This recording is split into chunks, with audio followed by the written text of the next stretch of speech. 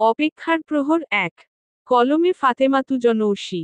গরম খুন্তি হাতে চেপে ধরতেই চিৎকার করে উঠল সীমাত। হাতে একটা দাগ পড়ে গেছে।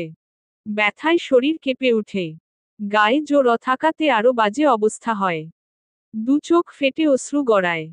আহ বলে আহত নাদ করে উঠে মেয়েটা। সীমাতের আহত নাদে আরো বেশি রেগে গেলেন বিলকিস। সীমাতের চুল মুঠি করে ধরলেন, বা এন্দি। সকাল বিকাল পড়ে পড়ে ঘুম। তোর মা সব কাজ করব? ব্যথা পাচ্ছি আম্মা। বা এন্দি তোর কোন কালের আম্মা আমি? উঠো, কাজ কর। বাপে মরছে তো বহুদিন হলো তবু ও শোক পালন গেল না। উঠো বা এন্দি বাচ্চা। প্রচণ্ড ব্যথার শরীরে চুলের মুঠি ধরাতে যন্ত্রণা অনুভব হয়। এদিকে হাতে খুন্তি ধরাতে ফোসকা পড়ে গেছে। অসহ্য যন্ত্রণায় আবারও আহত নাদ করে উঠে সীমাত। বিলকিস নিজের সর্বশক্তি দিয়ে ধাক্কা দেয় সীমাতকে। মেঝেতে পড়ে গিয়ে হাতে ব্যথা পায় সীমাত। ফোসকা পড়া স্থানে আঘাত লাগায় আরও ব্যথা অনুভব হয়। মুখ দিয়ে অনিচ্ছায় আহত নাদ বেরিয়ে আসে। সেই আহতনাদ বিলকিসের কানে আসতেই বলেন, বা এন্দির বাচ্চা, নাটক করছো? এইটুকু ফোসকা পড়াতে রংবাজি শুরু করছস? উঠো বা এন্দি। সীমাতের শরীরে লাথি মেরে চলে যায় বিলকিস। হাঁটুতে থেতলে গেছে। ব্যথায় শরীর নাড়াতে পারে না। টেবিলের পা ধরে উঠে দাঁড়ায় সীমাত। কোনো মতে চলে আসে বাইরে। এক পলক তাকিয়ে বিলকিস বলেন, রান্নাঘরে বাসন আছে। খালপাড়ে নিয়ে সব ধুয়ে নিবি আর শোন বাড়ির পেছনের উঠানে অনেক ময়লা জমছে সব পরিষ্কার করবি। আচ্ছা, আম্মা। রান্নাঘর থেকে বাসন নিয়ে খালপাড়ে যায় সীমাত। পাশের বাড়ির নতুন বউ সীমাতকে দেখে আফসোস করে উঠে। আহা তোমার ভাগ্য অনেক খারাপ গো সীমাত। এমন নরকে পড়ে আছো কি করে আল্লাহই জানে। কি করব ভাবি। এই বাড়ি ছাড়া তো আর কোনো যাওয়ার জায়গা নেই আমার। কেন তোমার মামা বাড়ি নেই? মামা বাড়ি আছে তবে বড় মামা আর ছোট মামা আমাদের সাথে কোনো সম্পর্ক রাখেনি। কেন? আমার মামা বাড়ির অবস্থা সচ্ছল। বড় মামা আর ছোট মামার বেশ টাকা পয়সা থাকলেও মেজ মামার তেমন টাকা পয়সা ছিল না। সে বছর ধানের আড়তে বিশাল লস হয়। মেজ মামার অবস্থা তখন মরার মতো। আমার মা তখন নিজের ভাগের সম্পত্তি মেজ মামাকে দিয়ে দেয়। মেজ মামা সব সম্পত্তি বিক্রি করে ব্যবসা শুরু করে। তখন আবারও লসের ভাগে পড়তে হয় মামাকে। আমার বাবার সাথে মেজ মামার দ্বন্দ্ব বেঁধে যায়। কারণ বাবার সাথে মায়ের কথা হয়েছিল মেজ মামার ব্যবসা দাঁড়ালেই মেজ মামা সব সম্পত্তি ফিরিয়ে এনে দিবে। কিন্তু তখন তো এমনটা সম্ভব হয় না। তখন বড় মামা আর ছোট মামাও সবার থেকে মুখ ফিরিয়ে নেয়। মেজ মামাকে সম্পত্তি দেওয়াতে তারা খুব ক্ষোভ প্রকাশ করে। সকলের সম্পর্ক ভেঙে যায়। মেজ মামার সাথে কোনো সম্পর্ক রাখতে দেয়নি বাবা। তারপর পাশের গ্রামে ছোট্ট একটা সংসার গড়ে মেজ মামার। তার কিছু দিন পরই মেজ মামার মেয়ে হয়। জুহির শরীর অসুস্থ থাকায় মেজ মামা সব বিক্রি করে যায় সদরে। তারপর আর কখনো ফিরে আসেনি। আর না আমাদের সাথে কোনো যোগাযোগ হয়েছে। তার বছর খানেক পর আমার মা মারা যায়। তখন আমার বয়স 8 বছর। মাস যেতেই বাবা বিয়ে করেন। আমার সৎমা সাথে নিয়ে আসেন আমার বোন বিনিকে। বিনি আর আমি সমবয়সী। মোটামুটি ভালোই চলতে থাকে সব। মাকে ছাড়া কষ্ট হতো তবে বাবা তখন খুব আদর করতে লাগলো। আমার যখন 16 বছর তখন বাবা ও মারা যায়। কথাগুলো বলার সময় চোখ থেকে পানি পড়ে যায় সীমাতের। একটু করে হাসে সীমাত। শিলা বলে, চাচা থাকতে ও কি তোমার সৎমা এমন করত? করত তবে বাবা মারা যাওয়ার পর অতিরিক্ত মারে। আগে অনেক কাজ দিত আমি যদি না পারতাম তাহলে বকা দিত। আর বাবার কাছে মিথ্যে নালিশ দিত। বাবা সেসব পাত্তা দিত না। তবে একদিন বাবা আমাকে খুব মেরেছিল কারণ আম্মা বাবাকে বলেছিল আমি নাকি পাড়ার কোনো ছেলের সাথে নষ্টি ফষ্টি করে বেড়াই। আহারে তোমার কপালটা সত্যিই খারাপ। খুব মায়া হয় গো তোমার জন্য। তবে কি করব বল? দোয়া করো ভাবি। হ্যাঁ করব। আচ্ছা তুমি এখন পড়াশোনা করো না? কলেজে ভর্তি হয়েছিলাম, তবে কলেজ যেতে দেয় না আম্মা। জানি না পড়াশোনাটা হবে কিনা। শিলা কিছু বলবে তার আগেই ওর শাশুড়ির ডাক পড়ে। দ্রুত চলে যায় শিলা। দীর্ঘ শ্বাস ফেলে সীমাত। বাসন ধুয়ে নিয়ে যায় বাসাতে। বিলকিস আবারও চিৎকার করে উঠেন। গালি গালাজ করতে থাকেন। কোন নাগরের সাথে কুকাম করতে গেছস ঘাটে? এত টাইম লাগে এই কয়টা বাসন পরিষ্কার করতে? হারামজাদি, বেশ্যা! দুঃখিত আম্মা। বান্দির বাচ্চা, আগে পেছনের উঠান পরিষ্কার কর। আর শোন, বিনির মাথায় তেল দিয়া দিবি। কিন্তু আম্মা, বিনি তো তেল দিতে চায় না। তোর এত ভাবা লাগবো না। আমি যা বলছি তাই কর। আচ্ছা। ক্লান্ত দেহ নিয়ে ঘরে যায় সীমাত। বাসন রেখে দিয়ে ঝাড়ু নিয়ে যায় পেছনের উঠানে। বিশাল বড় বাগান ওদের। নানান ফলের গাছ। বেশ মোটা টাকা আসে প্রতি বছর।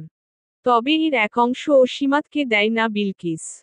অর্ধেক টাকা রেখে দেয় বিনির জন্য। আর অর্ধেক টাকা দিয়ে নিজেদের জন্য এটা ওইটা কিনে আনে। কখনো সীমাতকে কিছু দেয় না। পুরনো নোংরা কাপড় জুটে সীমাতের কপালে। আগে অবশ্য এমন হতো না। তবে 5 বছর ধরে এমন হয়ে চলেছে। কারণ সীমাতের বাবা নাসিম আহমেদ সদরে কাজ করতেন তখন। তবে 1 বছর আগেই কারখানায় ভয়াবহ আগুন লেগে মারা যান তিনি। সেখান থেকে মাসিক ভাতা দেওয়া হয়, যা দিয়ে সংসার চলে। তাছাড়া গ্রামের জমি আর দোকানের টাকা সম্পূর্ণ জমা হয় বিনির জন্য। বাগানের এক পাশে কয়েকটা অপরাজিতা ফুলের গাছ লাগিয়েছে সীমাত। বহুদিন হলো যত্ন নেওয়া হয় না। অযত্নে বেড়ে উঠা গাছগুলো বেশ সুন্দর ফুল ফুটিয়েছে। বেশ ভালো লাগে সীমাতের। গাছের ফুলে হাত বুলায়। ঝুঁকে ফুলের গন্ধ নেয়। উঠার সময় চোখে পড়ে আম গাছের আড়ালে বিনিকে। গ্রামের মাতাল ছেলে মনসুরের সাথে ঘনিষ্ঠ অবস্থায়। সীমাতের আত্মা কেঁপে উঠে। বিনি একই ভুল করে চলেছে। মেয়েটার কোনো বিপদ হবে না তো, এই আশঙ্কায় বুক কেঁপে উঠে ওর। এগিয়ে যায় সেদিকে। সীমাতকে দেখে ঝটকা খায় বিনি। মনসুরের থেকে কয়েক হাত দূরে সরে যায়। হঠাৎ সীমাত আশায় যেন হতবুদ্ধি হারিয়ে ফেলে। সীমাতকে উদ্দেশ্য করে বলে, তুই এখানে? কাজ করছিলাম। তুই এখানে কি করছিস? দেখ বিনি, মনসুর ভাই মানুষটা ঠিকঠাক নয়। চলে আয়। কি বলতে চাচ্ছিস তুই? এই যে তুই মনসুর ভাইয়ের চালে পা দিয়েছিস সেটা ভুল। চল বাসায় যাবি। বিনি বুঝতে পারে সীমাত সবটা দেখে নিয়েছে। বিলকিস জানলে সর্বনাশ হয়ে যাবে। তৎক্ষণাৎ বুদ্ধি বের করে বিনি। চিৎকার করে বলে, মা ও মা, দেখে যাও এখানে কি হচ্ছে। কি করছিস টা কি বিনি? আম্মা এসব দেখলে বকবে তোকে। চুপ কর তুই। পাড়ার ছেলেদের সাথে নষ্টামি করে বেড়ানো হচ্ছে। আজকে তোর খবর আছে। বিনির কথাতে অবাক হয় সীমাত। মিথ্যে বলছে বিনি। সীমাত বলে, কি সব বলে যাচ্ছিস তুই? এটাই যে মনুষ্যর ভাইয়ের সাথে ঝোপের আড়ালে নষ্টামি করছিলি তুই। আর আমি স্বচক্ষে দেখেছি তা। বিনি, চুপ কর। মা ও মা, দেখে যাও আদরের দুলালি কি করেছে। বিনির চিৎকারে চলে আসেন বিলকিস। সীমাত বলে, বিনি, মিথ্যে বলছিস কেন? মা দেখ, এই দুলালি মনসুর ভাইয়ের সাথে নষ্টামি করছিল। আমি দেখে ফেলাতেই বলে আম্মাকে কিছু বলবি না। আমি তোমাকে ডেকেছি তাই এখন বলছে আমি নাকি মনসুর ভাইয়ের সাথে নষ্টামি করছিলাম। মিথ্যে বলছিস কেন বিনি? আশেপাশে চোখ বুলিয়ে ঝাড়ু দেখতে পায় বিলকিস। সীমাতের শরীরে ঝাড়ুর আঘাত পড়তেই সীমাত চিৎকার করে ওঠে। জ্বরের শরীর, তার উপর একটু আগের ফোসকা পড়া হাতের ব্যথা। সব মিলিয়ে অসহনীয় যন্ত্রণা হয়। বিলকিস নিজের সর্বশক্তি দিয়ে মারে সীমাতকে। মনসুর মদ খাওয়া শরীরে ঢুলে। বিনি ইশারা করে চলে যেতে বলে। মনসুর চলে যায়। বিনি ব্যঙ্গ হাসে। মায়ের সাথে সাথে সে নিজেও সীমাতকে আঘাত করে। সীমাত বুঝতে পারে এ জীবনে অপেক্ষার প্রহর শেষ হবার নয়। ন বুঝি আজ ঘনিয়ে এল। সীমাত খুব করে চাচ্ছে আজ তার মৃত্যু হোক। এ যন্ত্রণা সে আর নিতে পারছে না। চোখ দুটো বন্ধ হয়ে আসে। মুহূর্তেই জ্ঞান হারিয়ে তলিয়ে যায় সীমাত। অপেক্ষার প্রহর 2। সীমাতের সমস্ত শরীর জুড়ে ব্যথা। সে বিছানা থেকে উঠতে পারছে না। এদিকে বিলকিস রেগে রুদ্রমূর্তি হয়ে আছেন। হাজার খানেক যন্ত্রণা নিয়েই উঠে পড়ল মেয়েটি। ধীরে ধীরে কাজ করতে লাগল। বিনি ঘরে বসে ফোন চাপছে। কিছু দিন পূর্বে তাকে ফোন কিনে দেওয়া হয়েছে। ঘর পরিষ্কার করছি। পাটা সরা। পা সরাল বিনি। কলপার থেকে পানি এনে ঘর মুছতে লাগলো সীমাত। জ্বরের শরীরে পানি যেন নরক যন্ত্রণা। গত দিন মা খেয়ে জ্ঞান হারিয়েছিল। তারপর তাকে পানি দিয়ে জাগানো হয়েছে। বিলকিসের মনে হয়তো তখন একটু মায়া জেগেছিল। তাই সেদিন কোনো কাজ করতে হয়নি। অথচ আজই মুক্তি নেই। সে ধীর স্থিরভাবে জায়গাটা পরিষ্কার করে ফেলল। তবে পুনরায় বিনি বাদামের খোসা ফেলল। ভেজা মেঝেতে মিশে রইল তা। বিলকিস তখন রান্না শেষ করে ঘরে এসেছেন। সীমাত কাজ শেষ করে গোসল করতে গিয়েছিল। হারা মজা দি কই গেছে? গোসলে গেছে মা। নবাবজাদি না। বিলকিসের দু চোখে আগুন। সীমাত গোসল করে সবে বের হয়েছে। তার কান ধরে টেনে আনলেন বিলকিস। কি করতেছিস তুই? একটা কাজ ঠিক মতো করিস না। সীমাত কিছু বলল না। তার শরীরের উত্তাপ ধীরে ধীরে বাড়ছে। তাই ব্যথাটা বেশি অনুভব হয়। আম্মা লাগছে। লাগার জন্যেই তো দিচ্ছি। ঘর পরিষ্কার করতে বলছিলাম না? করেছি তো। তাইলে মেঝে ভরা বাদামের খোসা কেন? বিনি ফেলেছে, আমি তো পরিষ্কার করেই গিয়েছিলাম। বিনি রুম থেকে তেড়ে এল। তার দু চোখে আগুন। মিথ্যে বলতেছিস কেন? মা, মা, জানো ও ইচ্ছে করে এমন করেছে। আমি? বিনি একটা ধমক দিয়ে বলল, চুপ কর তুই। মাকে সত্যিটা বলতেই হবে। মা জানো, ও আমার রুমে গিয়ে দেখেছে আমি ফোন চাপছি। তখন থেকে কেমন করে তাকাচ্ছিল। তারপরই ফোনটা হাতে নিয়ে বলল এটা ওকে দিয়ে দিতে। আমি দিব না বলেছি তাই বলেছে আমার রুম পরিষ্কার করবে না। সবটা শুনে বিলকিস চোখ মুখ কুঁচকে ফেললেন। সীমাত হতভম্ব। সে নিজের হয়ে সাফাই গাইবে সেই উপায়ও নেই। বিলকিস মরা কান্না জুড়ে দিলেন। এইটুকু সহ্য হয় নাই তোর?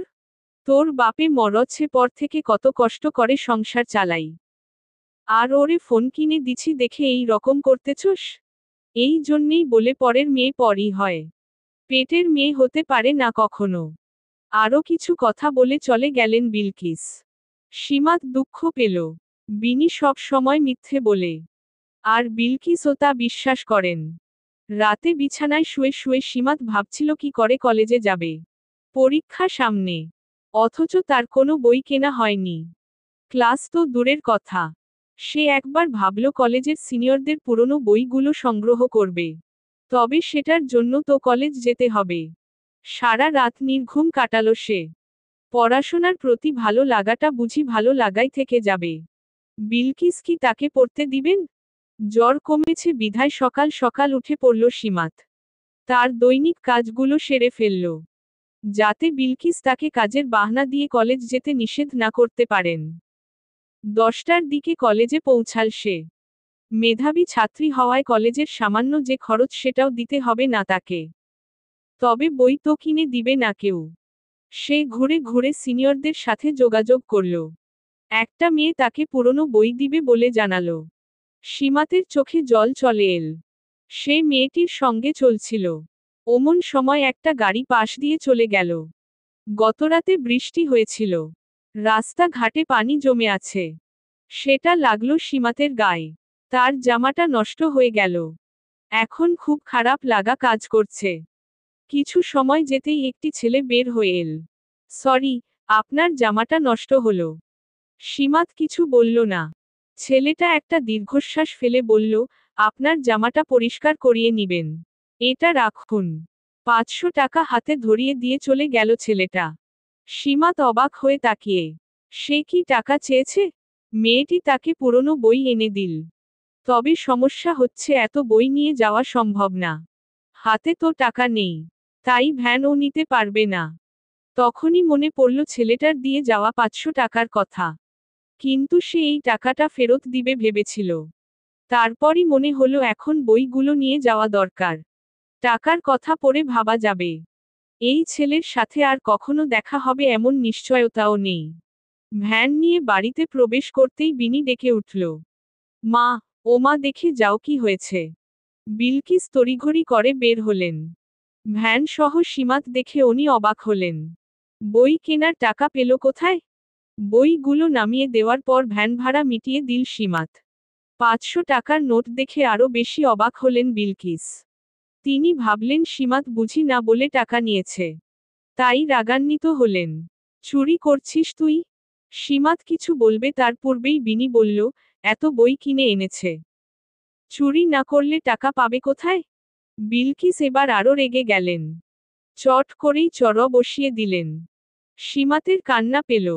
সে গালে হাত বুলিয়ে বলল, চুরি করিনি আম্মা।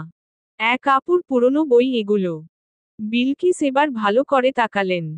সত্যিই পুরনো বই। তবে বিনি ছাড়ল না। 500 টাকা পেলি কোথায় তুই? নিশ্চয়ই চুরি করেছিস। সীমাত এই প্রশ্নের জবাব দিতে পারল না। বিলকিস টাকা পয়সা গুনে রাখেন না। তাই তিনি বিশ্বাস করলেন সীমাত টাকাটা চুরি করেছে। অথচ সীমাত বলছে সে নেয়নি। তবে কোথায় পেল সেটাও বলতে পারছে না। বিনি ওর খুচরো টাকাটা ছিনিয়ে নিয়ে গেল। সীমাতের দুঃখ হল। এই দুনিয়ায় সৎ মা আর বোন এমন কেন হয়? এরা কেন আপন হয় না? সেদিন খুব কান্না করল সীমাত। তার খুব খারাপ লাগছিল। বিদ্যুৎ চলে যাওয়ায় হারিকেন জ্বালিয়ে আনল। সেই আলোতে ওর মুখটা কেমন শুকনো দেখায়। হলুদ আলোয় শুকনো মুখটা দেখা যাচ্ছে। আয়না থেকে নজর সরাল সে। তারপর বই নিয়ে বসল। শেষ রাতে খুব বৃষ্টি হলো। বৃষ্টিতে ভেসে গেল চারপাশ। এক রাতের বৃষ্টিতেই বড় রাস্তায় পানি জমে গেছে। সীমাত মাছ ধরতে ভালোবাসে। আর এই পানিতে মাছও পাওয়া যায় খুব। সে বিলকিসকে বলে মাছ ধরতে গেল। বড় রাস্তা এসে দেখল কৃষ্ণচূড়া গাছ থেকে পানিতে ফুল পড়ে বিছিয়ে আছে। তার মন ভালো হয়ে গেল। সে ফুল কুড়িয়ে নিয়ে মাথায় দিল। তারপর পানিতে তাকালো। নিজেকে দেখতে আজ ভালো লাগছে। যখন সে মাছ ধরার জন্য ঝাঁকি জাল ঠেলবে তখনই দেখতে পেল সেদিনের সেই নীল গাড়িটা। রাস্তায় পানি উঠেছে দেখে গাড়িটা থেমে গেল। তারপর দুজন যুবক বেরিয়ে এল। এরা যে গ্রামের নয় তা বেশ বোঝা যাচ্ছে। সীমাত চোখ সরিয়ে নিল। টাকাটা ফেরত দিতে চেয়েছিল সে। লোকটার সাথে দেখাও হলো। তবে টাকা ফেরত দেওয়ার মতো টাকা তার নিকট নেই। Excuse me. সীমাত শুনেও না শোনার মতো করে রইল। ছেলেটা পুনরায় বলল, মিস শুনছেন? আপনি এখানে কি করছেন? সীমাত না তাকিয়েই বলল, মাছ ধরছি। ছেলেটা মুখ দিয়ে ওয়াও শব্দটি উচ্চারণ করল। একটু শুনবেন। সীমাত কথা বলল না। ছেলেটার সাথে থাকা অন্য ছেলেটা বলল, রেহান, এখানে শুধু শুধু সময় নষ্ট হচ্ছে। সে কথা বলতে আগ্রহী নয়। রেহান হেসে বলল, ব্রো ওয়েট। মিস একটু এদিকে আসবেন। সীমাত উঠল না।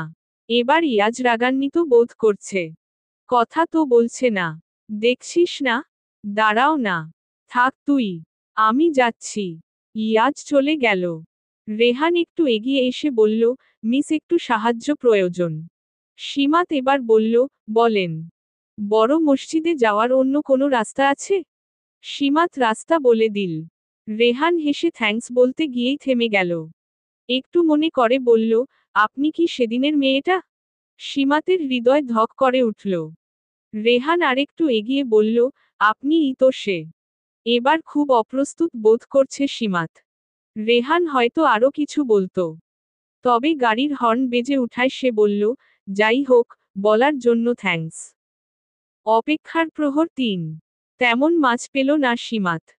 কিছু চুনো পুঁটি আর দুটো কই মাছ। মাছ রেখে সে গোসল করে নিল। গোসল শেষ করে খেতে বসার সময় দেখল কই মাছ দুটো বিলকিস আর বিনির প্লেটে ঠাঁই পেয়েছে। ওর খুব খারাপ লাগলো। মাছ খাওয়ার জন্য না, বরং নিজের প্রতি হওয়া অবিচারের জন্য। নিজের মা হলে নিশ্চয়ই এমনটা হতো না।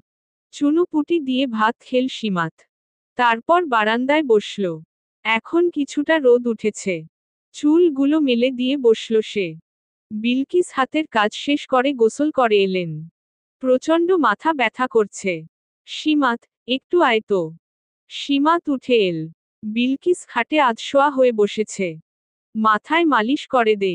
বিলকিসের কথা মতো মালিশ করতে লাগলো সীমাত। অন্যদিকে বিনি কানের সামনে গান বাজাচ্ছে। অন্য ঘরে যা। বিনি বিরোধ করে বলল, নেটওয়ার্ক পাওয়া যায় না। তুমি অন্য ঘরে যাও। বিলকিস চোখ মুখ কুঁচকে ফেললেন। মেয়েটা খুব বেড়েছে। ইচ্ছে করছে ঠাস দুটো করে চড় লাগাতে। তবে মাথা যন্ত্রণা করছে বিধায় তিনি ঝামেলা করলেন না। এক পর্যায়ে ঘুমিয়ে পড়লেন। তখন আসরের আজান পড়ছে। খানিক আগে মেঘ উঠে বৃষ্টি নেমেছিল। তাই আকাশটা কেমন পরিষ্কার দেখায়। দু চোখ মেলে দিয়ে দৃশ্যটি দেখে নিল সীমাত। উঠানে তার লাগানো জবা ফুল গাছ। লাল লাল জবা ফুটেছে। ভারী মিষ্টি লাগে দেখতে। সীমাতের লাল রং খুব প্রিয়। ওর খুব শখ একটা লাল শাড়ি পরার। পাশের বাসার শিলা ভাবির লাল শাড়ি আছে। বিয়ের দিন পরেছিল। কি সুন্দর সেটা। সীমাতের চোখে এখনো ভাসে। ওর খুব ইচ্ছে ওমন একটা লাল শাড়ি হবে। সন্ধ্যায় পড়তে বসল সীমাত। পাশের ঘর থেকে আওয়াজ আসছে। বিলকিস মেয়েকে খুব বকাবকি করছেন। সে মাধ্যমিকে ফেইল করেছে। এদিকে সীমাত কলেজে পড়ছে। বই কেনার টাকা নেই দেখে পুরনো বই নিয়ে এসেছে। বকা খাওয়ায় বিনির খুব রাগ হলো। সে রাতের আধারে সীমাতের সমস্ত বই ছিঁড়ে ফেলল। সকালে ঘুম থেকে উঠে এ কাণ্ড দেখে সীমাতের দু চোখ ভেসে গেল। সে কাঁদতে লাগলো অবিরত।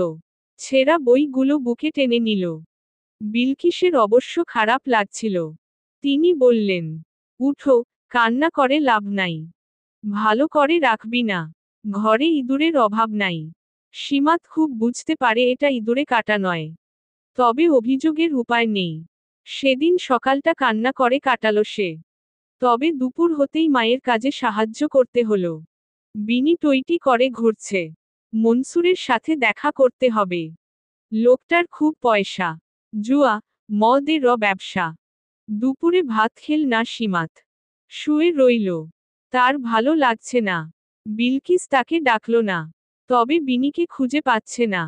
মেয়েটা এখানে সেখানে ঘুরে বেড়ায়। লোকজন আজেবাজে কথা বলে প্রায়শই। তবে বিলকিস পাত্তা দেয় না। কিন্তু মনের ভেতর যে সন্দেহ আছে সেটাও ঠিক। তিনি মেয়েকে খুঁজতে বের হলেন। আশেপাশে খুঁজেও পেলেন না। সন্ধ্যার দিকে ফিরল বিনি। হাতে জিনিসপত্র। তিনি চোখ রাঙালেন। এসব কই থেকে আনছিস? দোকান থেকে। টাকা পেলি কোথায়? চুরি করছিস? ভেংচি কাটল বিনি। বিলকিস মেয়েকে টেনে ধরলেন। কথা বল। টাকা চুরি করছিস? হাত ঝটকা দিয়ে সরিয়ে নিল বিনি। কেকের প্যাকেট খুলে বলল, সব সময় চুরির কথা কেন বল? আমি কি সীমাত? বিলকিস এতে চুপ রইলেন না। প্রায়শই টাকা পয়সা নেয় বিনি। সেটা তিনি জানেন। তবে মেয়েকে চড়থাপ্পড় দিতেও পারেন না। আজ খুব রাগ হচ্ছে। এই মেয়ের ভবিষ্যৎ নিয়ে তিনি শঙ্কায় আছেন।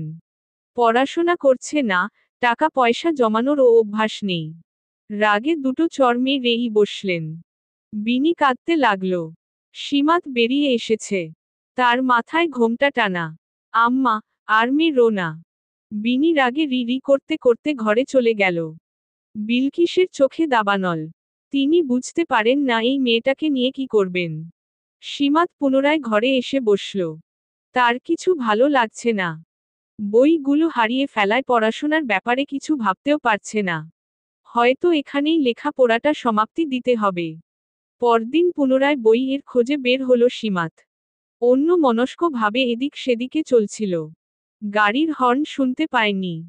যখন শুনেছে তখন অনেকটা দেরি হয়ে গেছে। সে ভয় পেয়ে লাফিয়ে সরতে গিয়ে উল্টো পড়ে গেল।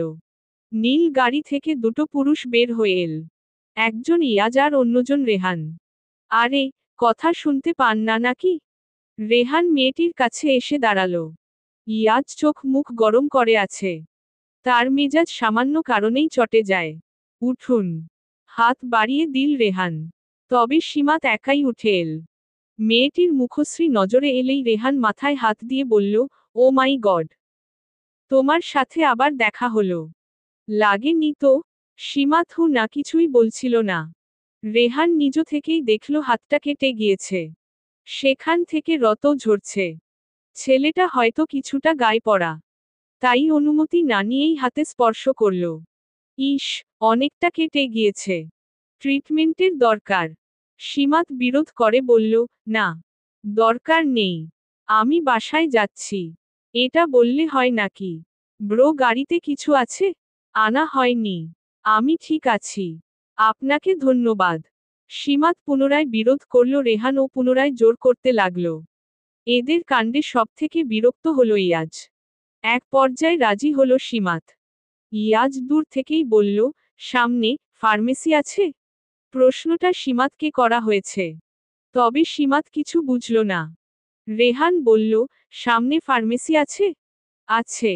তারপর ওরা হেঁটে ফার্মেসির কাছে এগোলো। ব্যান্ডেজ করানো হলো।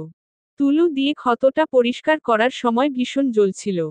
সীমাত দাঁতে দাঁত চেপে সহ্য করল। ইয়াজ ব্যথা কমানোর ঔষধ নিয়ে বলল, এটা খেলেই হবে। সীমাতের কেমন যেন লাগছে। এই পুরুষটিকে তার ভয় হয়। কেমন যেন গম্ভীর স্বরে কথা বলে। অন্য পুরুষটি কতটা ভিন্ন। বেরিয়ে এসে সীমাত বলল, সেদিনের টাকাটা ফেরত দিতে চেয়েছিলাম। তবে আপনি চলে গিয়েছিলেন। আমার কাছে এখন নেই। রেহান হেসে উঠল। ওর হাসি খুব সুন্দর। ইয়াজ একটু দূরে দাঁড়ানো। এই পরিবেশটা তার পছন্দ নয়। টাকা ফেরতের জন্য তো দিইনি। তোমার জামাটা নোংরা হয়েছিল। আহামরি কিছু ছিল না। আচ্ছা ঠিক আছে। সেসব রাখো। ঔষধগুলো মনে করে খেও। জি, ধন্যবাদ। মেয়েটির সাথে অতিরিক্ত কথা বলছে রেহান। ইয়াজ একটু কঠিন স্বরে বলল, রেহান লেট হচ্ছে। সেদিন ওইটুকুতেই শেষ হলো ওদের কথা। সীমাত বাড়ি ফিরে দেখল বিনি বারান্দায় শুয়ে ফোন চাপছে। আর মিটিমিটি হাসছে। সে সেদিকে আর তাকালো না। ঘরে এসে বসে রইল। মাথায় যন্ত্রণা হচ্ছে। বইগুলো হয়তো আর পাওয়া হবে না। টাকা ছাড়া কেউ তার পুরনো বইও দিতে চায় না। অথচ ওর কাছে সামান্য টাকাও নেই। অপেক্ষার প্রহর 4। অনেক খুঁজে পুনরায় বই এনেছে সীমাত। তবে এবার বই আনতে তার ভীষণ রকমের কষ্ট হয়েছে। পাশের গ্রামে কলেজ থাকায় সেখানে হেঁটেই চলাফেরা করেছে। তবে এতগুলো বই নিয়ে আসাটা খুব কষ্টের। সে হাঁপিয়ে গিয়েছে। তাকে পানি দেবার মতো কেউ নেই। অথচ বিনি পাশেই বসে আছে। নিজ থেকে উঠেই পানি আনল সীমাত। বিনি ইদানিং ওকে আরও দেখতে পারে না। নিজের ঘরে বইগুলো রেখে কাজে লেগে পড়ে সীমাত। বিকেলে পাশের পাড়ায় যাবে। সেখানে ওর বান্ধবী আছে। ওর থেকে নোটস নিতে হবে। কত কিছু পড়িয়েছে কলেজে। এসব নতুন জিনিস না বুঝে কি পড়া যায়? তবু কিছু করার নেই। সীমাত কাজ করছিল অমন সময় পাশের বাসার ভাবি, শিলায়েল। হাতে মিষ্টি। চাচি, মিষ্টিটা রাখেন। বিলকিস মিষ্টি নিতে নিতে বললেন, কিসের মিষ্টি গো? ঋতুর বিয়ে ঠিক হইছে। তা, ছেলে কি করে? শহরে চাকরি করে। ও, ভালোই তো। শিলা বেশি কিছু বলল না। সীমাতের কাছে এল। সীমাত তখন সবজি কাটছে। বই পেয়েছ? হ্যাঁ ভাবি। বিনি ভীষণ মনোযোগে ফোন চাপছে। শিলা আঁচল থেকে 1000 টাকা বের করে বলল, এটা রাখো। ছি, ছি। আমি এটা রাখতে পারবো না ভাবি। রাখো। কাজে লাগবে। না ভাবি। আরে রাখো বোন। সীমাত কিছুতেই রাখবে না। শিলা দীর্ঘশ্বাস ফেলল। এটা রাখতে পারতে সীমাত। সীমাতের খুব লজ্জা লাগছে। ও নত হয়ে বলল, প্রয়োজন পড়লে তোমার কাছে যাব ভাবি। এখন রাখতে পারবো না। আচ্ছা ঠিক আছে। শিলা কিছু সময় বসে থেকে চলে গেল। সীমাত সবজি কেটে বিলকিসের কাছে দিয়ে আসল। তারপর উঠান ঝাড়ু দিতে লাগল। বিনি কলা খেয়ে খোসাটা এদিকে ফেলল। যা লাগলো সীমাতের শরীরে। সীমাত পেছনে ফিরে বলল, এভাবে না ফেলে কাছে এসেও তো ফেলা যায় বিনি। ভেংচি কাটল বিনি। সীমাত কিছু বলল না। এই মেয়েটাকে কিছু বলেও লাভ নেই। ভাত রান্না শেষ হয়েছে। বিনির খুব খিদে পেয়েছে। সে দুবার চেঁচামেচি করল। এত খাই খাই না করে কাজে হাত লাগা। আমি কেন কাজ করব? কাজ করলে আমার হাত নষ্ট হবে না? বিরক্ত হলেন বিলকিস। দ্রুত রান্না চাপিয়ে বললেন, সীমাত, মরিচ গাছে দেখ তো মরিচ হয়েছে কিনা। আর বাগান থেকে কিছু ফল নিয়ে আয়। সীমাত ঝাড়ু রেখে মরিচ এনে দিল। তারপর লাঠি আর বালতি নিয়ে গেল বাগানে। বিশাল বাগানটায় রকমারি ফল রয়েছে। কোনো কালেই ফল কিনতে হয় না ওদের। বিনিও ওর পেছনে পেছনে এসেছে। সীমাত এক পলক তাকিয়ে বলল, তুই কেন এলি? কেন আসতে পারি না? বাগান কি তোর একার? একদিকে বাগানটা ওর একারই। বিনি তো ওর বাবার সন্তান নয়। তবু ও কিছু বলল না। বিনি একটা পেয়ারা নিয়ে খেতে লাগল। সীমাত বিভিন্ন ফল পেড়ে নিচ্ছে। সীমাত পুরো সময় ওর পেছনে পেছনে ঘুরল। এক পর্যায়ে সীমাত বিরক্ত হল। কি? বিনি কিছু বলল না। সীমাত ফলগুলো তুলে নিয়ে চলে যাবে ওমন সময় বিনি বলল, মা কাল নানা বাড়ি যাবে। তুইও যাবি? আমি কেন যাব? যাবি না কেন? সীমাত কিছু বলল না। বিনি ওর বাহু টেনে বলল, বল কেন যাবি না? তারা আমায় পছন্দ করে না। শোন, তুই যাবি। না রে, আমি যাব না। না তুই যাবি। যেতে হবে। বিনির কথাতে অবাক হলো সীমাত। হুট করে এই মেয়ে এমন কেন বলছে? কি হলো বল যাবি। তুই জোর করছিস কেন? বিনি তৎক্ষণাৎ উত্তর দিল না। একটু ভেবে বলল, যাবি মানে যাবি। এত বুঝি না। আমি যাব না। তুই যা। আহ, তুই বুঝতেছিস না। মা অত রাস্তা একা যাবে। ভয় হবে না? বিনির নানা বাড়ির পথটা কম নয়। আসলেই ভয়ের বিষয়। বিনি এবার বলল, তুই মাকে বলবি সাথে যেতে চাস। আম্মা বকা দিবে। দিবে না। উল্টো খুশি হবে। সীমাত কিছু একটা ভাবল। তারপর বলল, তুই একা থাকবি? তো, তোর না ভয় করে? সেটা ব্যাপার না। তুই যাচ্ছিস তাহলে। সীমাত কিছু বলল না। বিনি চলে গেল। ওর দিকে তাকিয়ে থাকল সীমাত। অথচ ওর মস্তিষ্কে কিছুই যাচ্ছে না। হুট করে এত ভালো কেন হচ্ছে বিনি? রাত জেগে পড়াশোনা করবে সীমাত। তাই রাতের খাবার লেট করে খেল।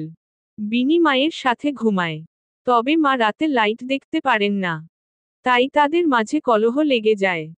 রাগে গোজগোজ করতে করতে সীমাতের ঘরে এল বিনি। সীমাত বই পড়ছে। কানের সামনে এসে ফোন চালাচ্ছে। সীমাতের প্রচণ্ড বিরক্ত লাগছে। তবে কিছু বললেই বিনি ফুঁসে উঠবে। সাউন্ড কমা। বিনি আগুন চোখে তাকালো। সীমাত বলল, সাউন্ড একটু কম কর। কেন? জলে যাচ্ছে তোর? আশ্চর্য সীমাত। আমি শুধু সাউন্ড কম করতে বলেছি। এসব তোর ফালতু কথা। আমি বুঝি না মনে করেছিস? পাশের ঘর থেকে বিলকিস হুঙ্কার দিয়ে উঠলেন। কি হইছে তোদের? ঘুমাতেও পারবো না আমি? সীমাত দমে গেল। বিনি ভেংচি কেটে ফোন চালাতে লাগলো। সীমাত উপায় না পেয়ে কানে তুলো দিয়ে বসল। পরদিন ভোরে উঠে নাস্তা বানালেন বিলকিস। সাহায্যের জন্য সীমাতকেও উঠতে হলো। অন্যদিকে নাক ডেকে ঘুমাচ্ছে বিনি। তাকে ডাকা হলো। সকাল সকাল ঘেউ ঘেউ করতেছিস কেন? আম্মা ডাকে। নাস্তা করার জন্য। বিনি চোখ মুখ মুছে হাই তুলল। ঘড়ির কাঁটায় তখন 6টা বাজে। সে হুট করে হুড়োহুড়ি করে উঠল। মা, কখন যাবে? বিনির এতটা উল্লাস দেখে সীমাত একটু বিস্মিত বোধ করল। সে ঘর গুছাতে গুছাতে বলল, 8টার আগেই বের হবে। ও ঠিক আছে। তুই কিন্তু যাবি। হুম। বিনির উল্লাসের কারণ পাচ্ছে না সীমাত। তবে হুট করেই ভয় জাগল তার বইগুলো যদি ফেলে দেয়। তাই সে বিনির কাছে এল। বিনি, বোন আমার বইগুলোর কিছু করবি না প্লিজ। প্রথমে বিনি বিরক্ত হল। ক্রমেই হেসে বলল, আরে না। কি করব? টেনশন করিস না তো। যা, মাকে দেখে শুনে নিয়ে যাবি। নাস্তা খাওয়া শেষে বাসন ধুতে নদীর পাড়ে এল সীমাত। সেখানে দেখল শিলাকে। কি গো সীমাত, এত সকালে আজ? নানা বাড়ি যাব ভাবি। নানা বাড়ি? আম্মার বাবার বাড়ি? ও তাই বল। আমি তো চমকে গিয়েছিলাম। কথায় কথায় সীমাত বলল, ভাবি, বেনারসি শাড়ির দাম কেমন হয়? কেন কিনবে নাকি? এ কথা বলে শিলা নিজেই মন খারাপ করে ফেলল। সীমাত বলল, তেমন না। আসলে শাড়িগুলো খুব সুন্দর। এক একটা এক এক রকমের প্রাইজ হয়। 4-5 হাজারেও পাওয়া যায়। আচ্ছা। 4-5 হাজার শব্দটা অনেক বিশাল সীমাতের নিকট। সে শাড়ির কথা মাথা থেকে ফেলে দিয়ে বাসন নিয়ে বাড়ি ফিরল। বিনি আজ কাজে লেগেছে। মায়ের সাথে গোছানোয় সাহায্য করছে। সীমাত পুরো অবাক হল। বাসন রেখে এসে নিজের ঘরে এল। সেখানে কোনো ভালো জামা নেই। অনেক খুঁজেও পেল না। আশ্চর্য হলেও সত্য বিনি তার নিজের একটা জামা এনে দিল। সীমাত পুরোই বিস্মিত। তুই সত্যিই দিলি? হুম। পর এটা। এমনিতেও আমার লাগে না। জামাটা দামি আর সুন্দর। সীমাত ভাবল হয়তো লাগে না বলেই দিল তাকে। সে জামাটা পরে তৈরি হলো। আজ চোখে কাজল দিল। তারপর হালকা করে লিপস্টিকও দিল। এইটুকুতেই খুব সুন্দর লাগছে তাকে। বিলকিসও তৈরি হয়ে গেছেন। যাওয়ার পূর্বে তিনি মেয়েকে বারবার বললেন, সাবধানে থাকবি। আর ভয় পাবি না। বিনি যেন তাড়াহুড়ো করে বিদায় দিল ওদের। বাড়ির চৌকাঠ পেরোনোর সময় সীমাত একবার ফিরে চাইল। দেখতে পেল খুশিতে চিকচিক করছে বিনির মুখ। অথচ এর রহস্য সীমাতের অজানা। অপেক্ষার প্রহর ৫। বিনি দরজা খুলে দিয়ে বলল, এত দেরি কেন করলেন মনসুর ভাই? বিকেল তো হয়ে গেছে। মনসুর দাঁত কেলিয়ে হাসল। তারপর পকেট থেকে একটা জিনিস বের করে করে বলল, এটা আনতে গেছিলাম। শালার আশপাশে কোথাও নাই। বিনির সমস্ত শরীর রি রি করে উঠল। মনসুর পুনরায় দাঁত কেলিয়ে বলল, মনসুর কাঁচা কাম করে না রে। বিনির ভয় হচ্ছে। মনসুর মদ গিলে এসেছে। তার শরীর থেকে প্রায়ই মদের গন্ধ ভেসে আসে। মনসুর আরাম করে বসল। তারপর সিগারেট ধরালো। মনসুর ভাই, আমার ভয় হচ্ছে। ভয় কিসের? প্রোটেকশন আনছি না। বিনির ভয় তবু যাচ্ছে না। কিন্তু নগদ টাকার লোভও সামলাতে পারছে না। মনসুর হাত নাড়িয়ে কাছে ডাকল। এদিকে আয়। তোরে আগে দেখি। বিনি কাছে গিয়ে বসল। তবে ওর নজর বারবার দরজার কাছে। বুকের ভেতর ভয় জমেছে। মনে হচ্ছে এখনই দরজায় আঘাত পড়বে। মনসুর বিনির মুখটা উঁচু করে ধরল। ওর নজর ভালো না। বিনি হাতটা সরিয়ে বলল, আমি পারবো না মনসুর ভাই। আপনি চইলা যান। মনসুর মেয়েটিকে টেনে ধরল। তারপর বলল, ভয় পাইতেছিস কেন? জানি না। এসব ঠিক হবে না। ঠিক না হওয়ার কি? যাই হোক, আমার টাকা লাগবে না। আপনি চইলা যান। চইলা যাম মানে? শালি, এতদিন কম কিছু দিছি তোরে? মুখ খারাপ করতেছেন কেন? তো তরে চুমা দিমু। বেশা কোথাকার। মনসুর ভাই, আর একটা কথা বলবেন না। বললে কি করবি? লোক জড়ো করব। তুই কি করবি? আমিই করতেছি।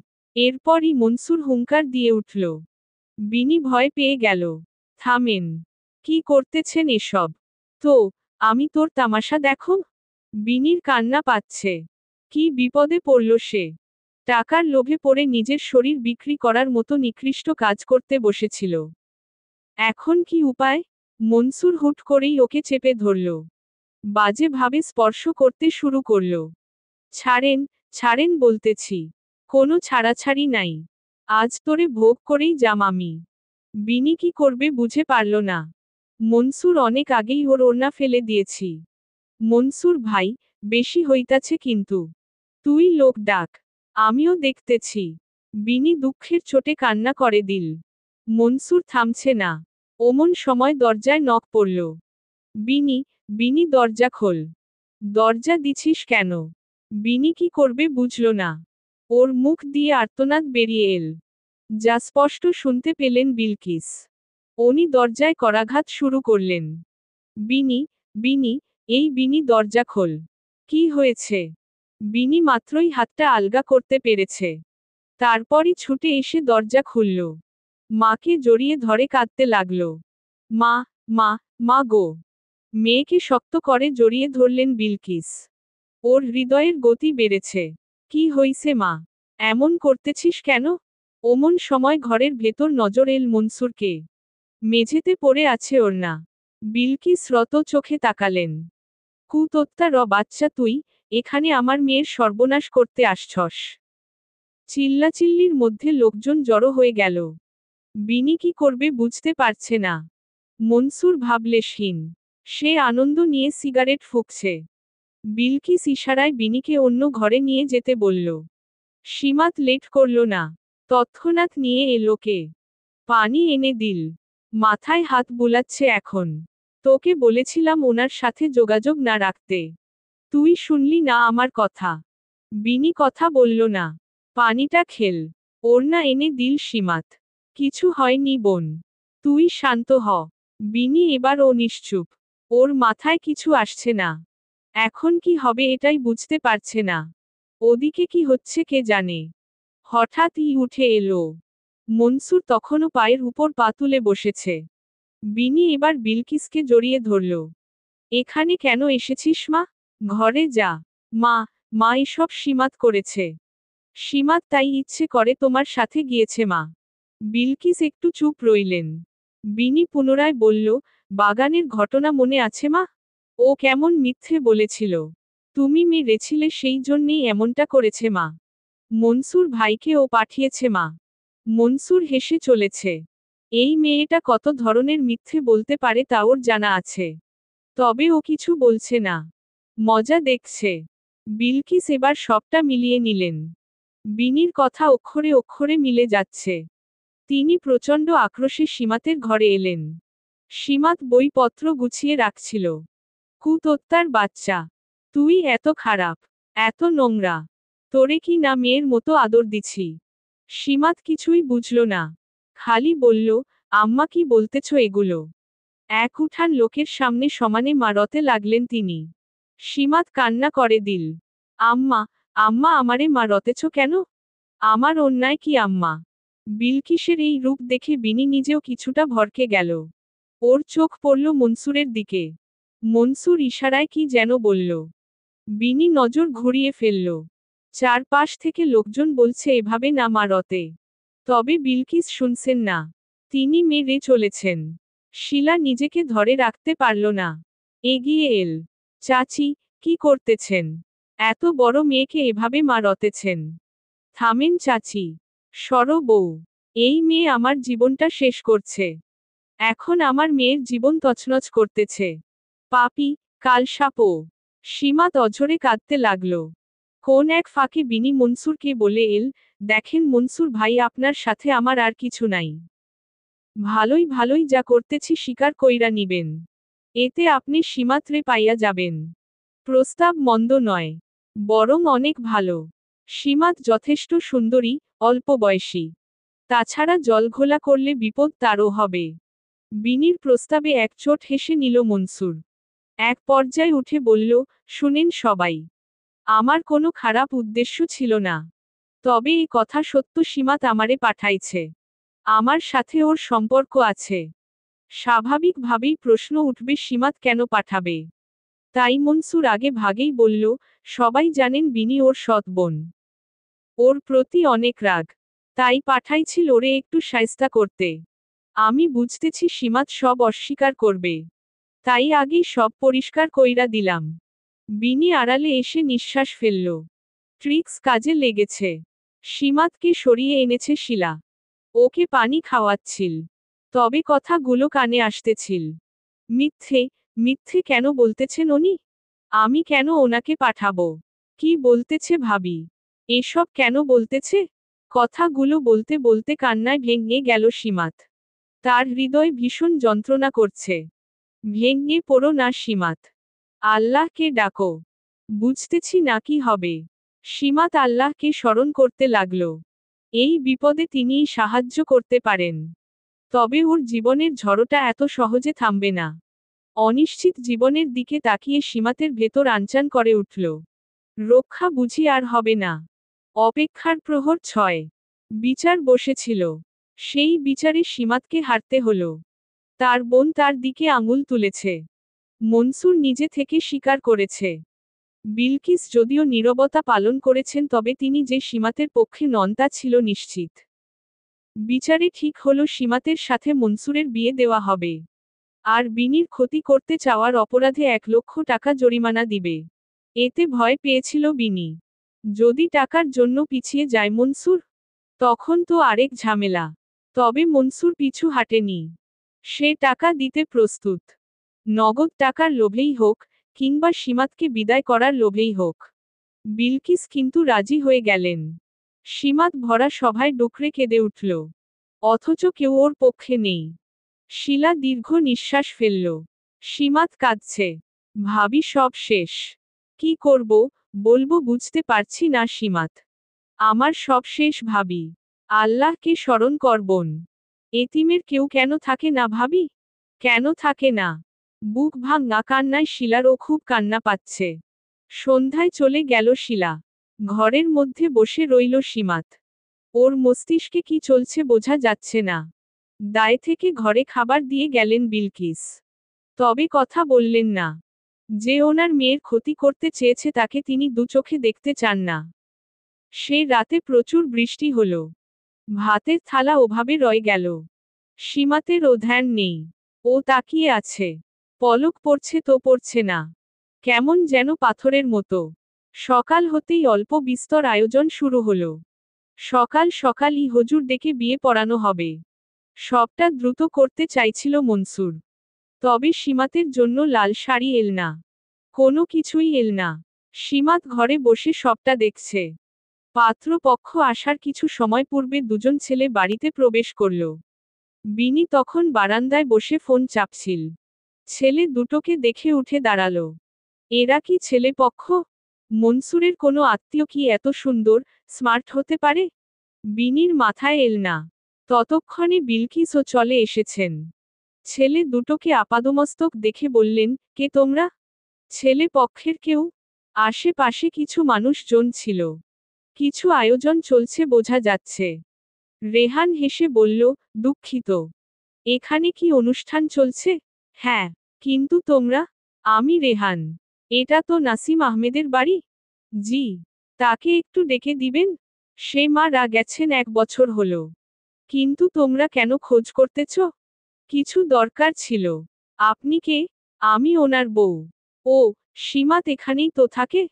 সীমাতের নাম শুনে চমকে গেলেন তিনি। একটু অস্বস্তি নিয়ে বললেন, হ্যাঁ। কিন্তু কে তোমরা? এত খোঁজ নিতেছ কেন? ওকে একটু ডেকে দিন। পরিচয় দেও আগে। ওকে একটু ডেকে দিন।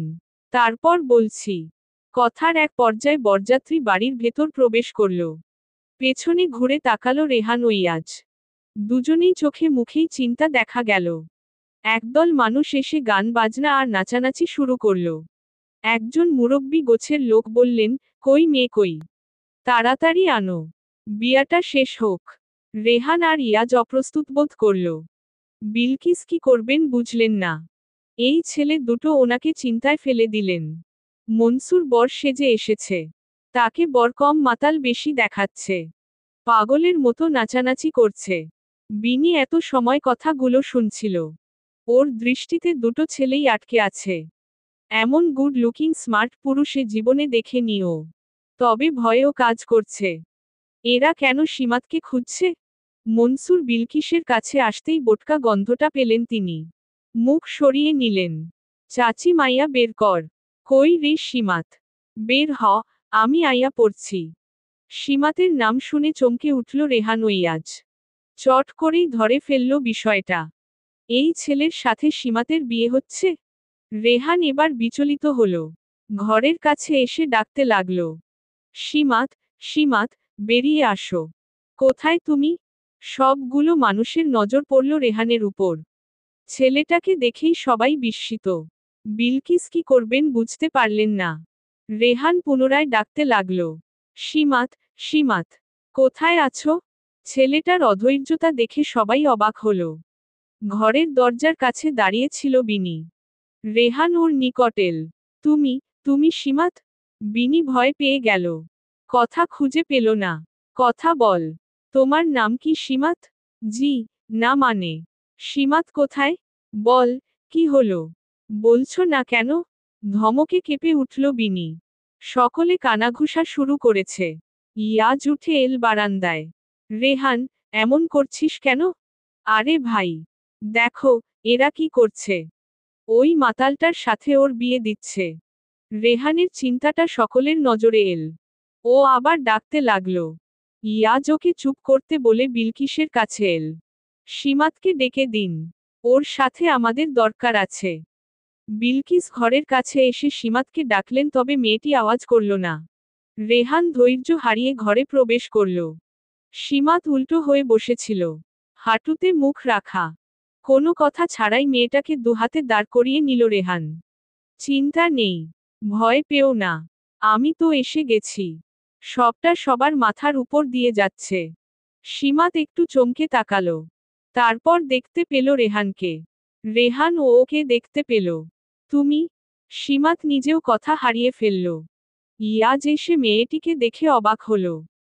সবটা সামলে বলল, কথা বাড়ানোর দরকার নেই। উঠে আয়। এরই মধ্যে মনসুর সহ সকলে ঘরের কাছে এসে দাঁড়াল। রেহান সকলের দিকে অগ্নি দৃষ্টি নিক্ষেপ করল। তামাশা হচ্ছে? একটা মাতালের সাথে ছোট্ট অনাথ মেয়েকে বিয়ে দিচ্ছেন আপনারা? রেহান নিজেকে ধরে রাখতে পারছে না। ও চেঁচাচ্ছে। সীমাত খোলা দৃষ্টিতে তাকিয়ে। সবটা মাথার উপর দিয়ে যাচ্ছে। মনসুর এবার কাছে এল। রেহানকে দেখে নিয়ে বলল, এই হিরো। কে তুমি? ওর বয়ফ্রেন্ড? ছেলেটাকে সহ্য হলো না ওর।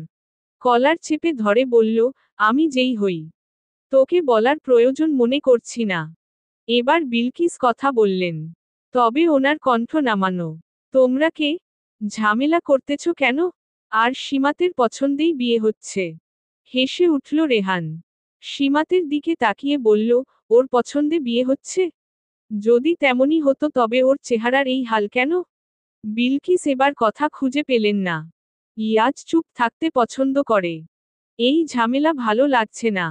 ও বলল, কথা বাড়ানোর দরকার নেই। ওকে নিয়ে আয়। এবার সবাই বাধা দিতে লাগল। একটা মেয়েকে এভাবে নিয়ে যাওয়া সাধারণ বিষয় না। রেহান এবার উত্তর করল, আমি ওর কাজিন ব্রাদার। আশা করছি আর কারো কথা নেই। সীমাত সহ প্রায় সকলেই অবাক হল। রেহান সীমাতের নিকট এসে দাঁড়াল। আমি রেহান। মনে পড়ে আমায়? 10 বছর আগের কথা। তবে রেহান নামের মামাতো ভাইকে মনে আছে ওর। ও অস্পষ্ট করে বলল, মেজো মামার ছেলে? রেহান মাথা নাড়িয়ে হ্যাঁ বোঝালো। সীমাত অনেক মনে করেও 10 বছর পূর্বের সেই রেহান ভাইয়ের সাথে এই রেহানের মিল পেল না। ইয়াজ তারা দিল। সময় নষ্ট হচ্ছে। দ্রুত আয়। সীমাতকে বের করে আনা হলো। সকলের চোখে মুখে বিস্ময়। এবার কথা উঠল। এভাবে নিতে পারবে না ওরা। এক পর্যায়ে টাকা পয়সার কথাও উঠল। ইয়াজ এদের মানসিকতা দেখে অবাক হয়। সাধারণভাবেই ক্যাশ লাখ টাকা সাথে নিয়ে ঘুরে না ওরা। তবে হাতের কাছে 20,000 টাকা ছিল। সেটা বিলকিসের হাতে তুলে দেওয়া হলো আয়োজনের ক্ষতিপূরণ হিসেবে। আর লাখ টাকার চেক দেওয়া হলো মনসুরের হাতে। সবটা এত দ্রুত হলো যে কারোই বোধগম্য হলো না। শুধু দেখা গেল খানিক আগের এতিম মেয়েটির দুপাশে দুটি পুরুষ, যারা আগলে ধরেছে নুয়ে পড়া ফুলটিকে। অপেক্ষার প্রহর 7। পুরো সময় নীরবতা চলেছে। ইয়াজ গাড়িটা হঠাৎ করেই থামিয়ে দিল। তারপর ইশারা করল রেহানকে। রেহান পেছনে তাকিয়ে দেখল বাইরে দৃষ্টি দিয়ে আছে সীমাত। মেয়েটার চোখে মুখে ক্ষুধার যন্ত্রণা। খাবার আনতে গেল রেহান। লুকিং গ্লাসে মেয়েটিকে দেখা যাচ্ছে। চোখ মুখ ফুলে গিয়েছে। তবে শান্ত নির্মল চেহারা। ইয়াজ দৃষ্টি অবনত করে শুধাল, ওই ছেলেকে বিয়ে করতে চাও? মেয়েটি হয়তো শুনল না। ইয়াজ একটু অপমানিত বোধ করে। তার কথা গুরুত্ব সর্বস্থলে। একা হাতে কত কিছুই না সামলে চলেছে। সীমাত, শুনতে পাচ্ছ? এবার হয়তো শুনল মেয়েটি। তবে কিছু বলল না। ইয়াজ সেটা লক্ষ্য করে বলল, ওই ছেলেকে পছন্দ কর? মেয়েটি কথা বলতে পারল না। উত্তর আসছে না মুখ দিয়ে। ততক্ষণে চলে এল রেহান। হাতে খাবার। সীমাতের দিকে এগিয়ে বলল, নাও। খেয়ে নাও। ক্ষুধার যন্ত্রণা সব যন্ত্রণাকেই হয়তো হার মানায়। মেয়েটি খাবার দেখতে পেয়ে সব দুঃখ ভুলে গেল। যতটা দ্রুত পারছে খাচ্ছে। রেহান এক দৃষ্টিতে দেখল। মেয়েটিকে খুব ছোট বেলায় দেখেছিল। সুন্দরী বলে ডাকত সে। অথচ সেই সুন্দরীর আজ কেমন হাল হলো। দুঃখে কান্না পাচ্ছে ওর। ছেলে বলেই হয়তো কাঁদতে পারল না। ইয়াজ গাড়ি চালাতে শুরু করেছে। অনেকটা সময় ড্রাইভ করে পৌঁছাল ওরা। ভেতরে নিয়ে যা। আমি গাড়ি পার্ক করে আসছি। সীমাতকে নামিয়ে নিল রেহান। ওর বিশাল হাতটা পেয়ে লুফে নিতে ভুল হয়নি মেয়েটির। কেন যেন বহুদিন পর আপন মানুষকে ফিরে পাওয়ার লোভ সামলাতে পারছে না। অথচ এতগুলো বছরে এই মানুষগুলো কোনো খোঁজই নিল না। সীমাতের কান্না আসছে। হয়তো কেঁদেও ফেলত। তবে রেহান কাঁদতে দিল না। সুন্দরীর চোখে পানি কেন? আর কাঁদবে না। এখন থেকে সব ভালো হবে। এই ভরসাই এতিম মেয়েটির দরকার ছিল। সে শক্ত করে রেহানের হাতটা ধরে রাখল। এতে মুচকি হাসল রেহান। বাড়ির চৌকাঠ পেরোতেই একটি 17-18 বছর বয়সী মেয়ে ছুটে এল। নাম রুহি। রেহান ইশারায় বলল কাছে আসতে। রুহি কাছে এসেই সীমাতকে জড়িয়ে ধরল। অপরিচিত মেয়েটিকে চিনতে পারছে না সীমাত। মেজ মামার বড় কোনো মেয়ে ছিল কি? উহু না। যে ছিল তার বয়স এখন 12-13 হওয়ার কথা। কিন্তু ওরা তো শুনেছিল মেয়েটি বাঁচেনি। তবে একে? এই প্রশ্নের উত্তর খোঁজার পূর্বেই ড্রয়িং রুমে আরও মানুষ উপস্থিত হল। তবে একটি মুখ ব্যতীত আর কাউকেই চিনতে পারল না ও। রেহানের মা রুকসানা এসে ঝাপটে ধরলেন সীমাতকে। একদম বুকের সাথে মিশিয়ে নিবেন যেন। বহু দিন পর মা গন্ধ পাচ্ছে সীমাত। ওর চোখে জল নেমে এল। মুখ দিয়ে উচ্চারণ হলো মামিমা। ভদ্রমহিলা আবেগ ধরে রাখতে পারলেন না। মেয়েটিকে আরো শক্ত করে জড়িয়ে ধরলেন। তোর মনে আছে শিমু? মনে আছে আমাকে? সত্যিই মনে আছে মামিমাকে? কেন থাকবে না? তোমরা ভুলে গেলে কি হবে, আমি তো ভুলিনি। অভিমান খসে পড়ছে যেন। রুকসানা কিছু বললেন না। মেয়েটির মুখ টেনে নিয়ে চুমু খেতে লাগলেন। মাফ করে দে মা। এতটা কষ্টে আছিস সত্যিই জানতাম না। তোর বাবা আমাদের এতটা পর করল যে, থাক সেসব, তুই একটু রেস্ট কর। সন্ধ্যায় তোর মামা আসবে। অনেক কথা হবে। মেয়েটিকে রুমে নিয়ে আসা হলো। সীমাতের পছন্দ সম্পর্কে অবগত তিনি। তাই রান্নার তদারকি করতে গেলেন। রুহি এসে সীমাতকে সাহায্য করতে লাগল। কোথায় কি আছে সব দেখাতে লাগল। ফ্রেশ হওয়ার জন্য নিজের জামাও দিল। সব কেমন স্বপ্নের মতো। সীমাত যেন ঘোরে ডুবে। জীবন বদলে গেল তার। সত্যিই তার জীবনে সুখের বর্ষণ হচ্ছে, নাকি এর পেছনের ঘটনা আরো করুণ হবে। সীমাত জানে না, জানতেও চায় না। শুধু চাচ্ছে সময় থেমে যাক। আপন মানুষগুলো ফিরে আসুক। মায়া না করুক, অন্তত কেউ অবহেলার চোখে না দেখুক। ক্লান্তিতে ঘুমিয়ে পড়ল সীমাত। তাকে ডাকতে এসে ফিরে গেল রুহি। ডাইনিং এ বসে ফল কাটতে লাগল। এটা তার অভ্যাস। রকমারি ফল কাটতে পছন্দ করে সে। দিনের মোট আহারের বেশিরভাগ অংশতেই থাকে ফল। রুহি, ইয়াজকে ডেকে আনো। যাচ্ছি মা। রুহি হাত ধুয়ে চলে গেল। ভাইয়ের ঘরে এসে দেখল তার হ্যান্ডসাম ভাই শাওয়ার রোব পরে বসে আছে। মিটিমিটি হাসল রুহি। কি ব্রো, এভাবে কোনো মেয়ে তোমায় দেখলে পাগল হয়ে যাবে। দুষ্টু মেয়ে। আসলেই ট্রাস্ট হয় না। জাস্ট আমার ফ্রেন্ডদের একটা সুযোগ দিয়ে দেখো। বুঝেছি, এসব ছাড়। এখন বল কি বলতে এলি? মা ডাকছে। লাঞ্চ করবে না? না, কাজ আছে। বের হব। মা রাগ করবে। না খেয়ে যেতে নেই। ইয়াজ উঠে গিয়ে ড্রেস পরে নিল। রুহি তখনও বসে। যা, আসছি। রুহি এবার গেল সীমাতের ঘরে। তাকে ডেকে দিয়ে গেল রেহানের ঘরে।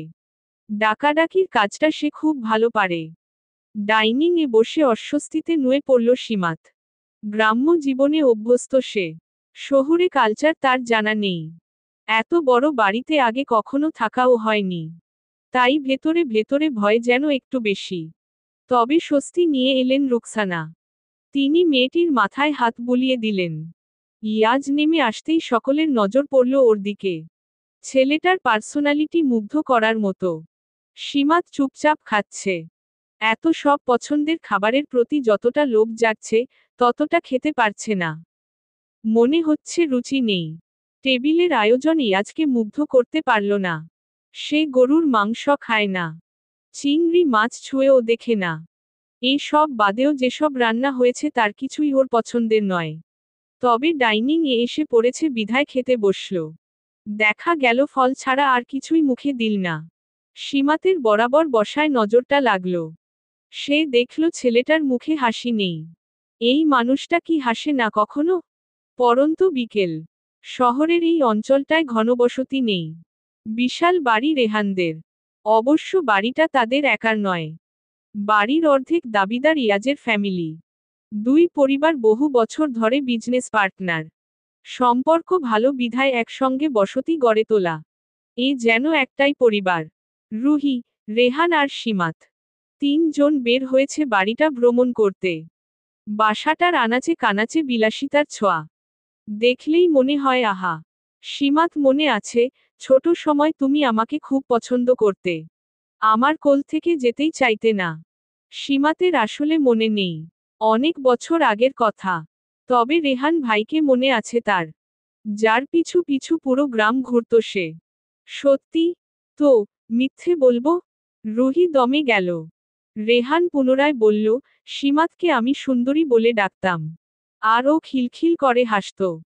এই মুহূর্তে মেয়েটির লজ্জা লাগল। সে একটু লাজুক হয়ে পড়ল। রুহি বলল, কোন ক্লাসে পড়ো সীমাত? কলেজে ভর্তি হয়েছি। তবে পড়া হয়নি। তাহলে তো তুমি আমার এক ব্যাচ ছোট হবে। ওকে আমার কলেজে ভর্তি করালে কেমন হয় রেহান ভাইয়া? সেটাই ভেবেছি।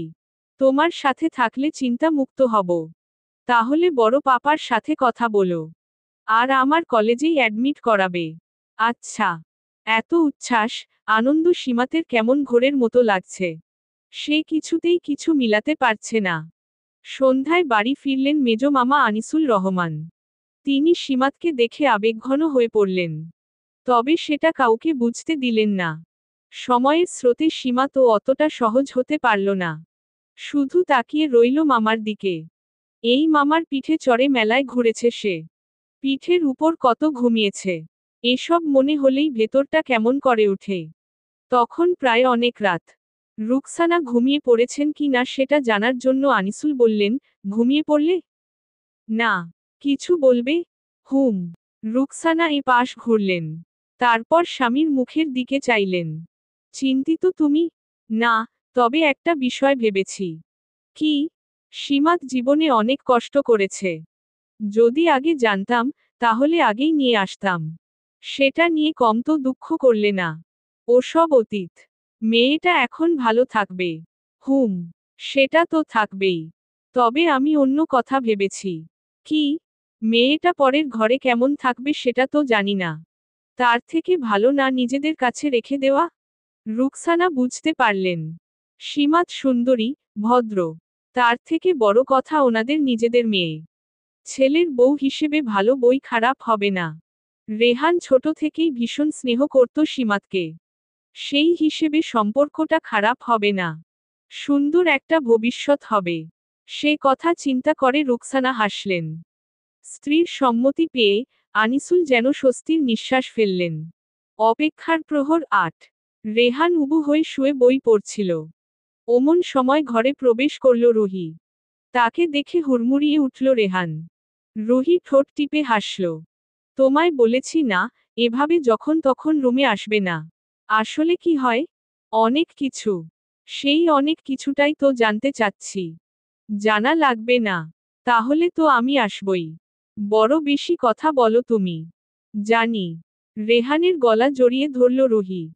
রেহান চেঁচিয়ে উঠল। আরে, কি করছো? কি করলাম? দরজা খোলা না? কেউ দেখলে? দেখলে দেখবে। রুহির কেমন গা ছাড়া ভাব। রেহান নিজেও লোভ সামলাতে পারছে না। মেয়েটির সাথে দীর্ঘদিনের প্রণয়র। হয়তো রুহির জীবনের প্রথম পুরুষ রেহানি। কি? দেখছি। কি দেখ? তোমায়। অন্য মেয়েদের মতো লাজুক নয় রুহি। ও আরেকটু কাছে আসল। আরে, কি করছো? কাছে আসছি। না, না দূরে থাকো। উহু। পাগলি, কেউ এসে পড়বে। আসুক না। আমি আমার পছন্দের মানুষের কাছে আসব না?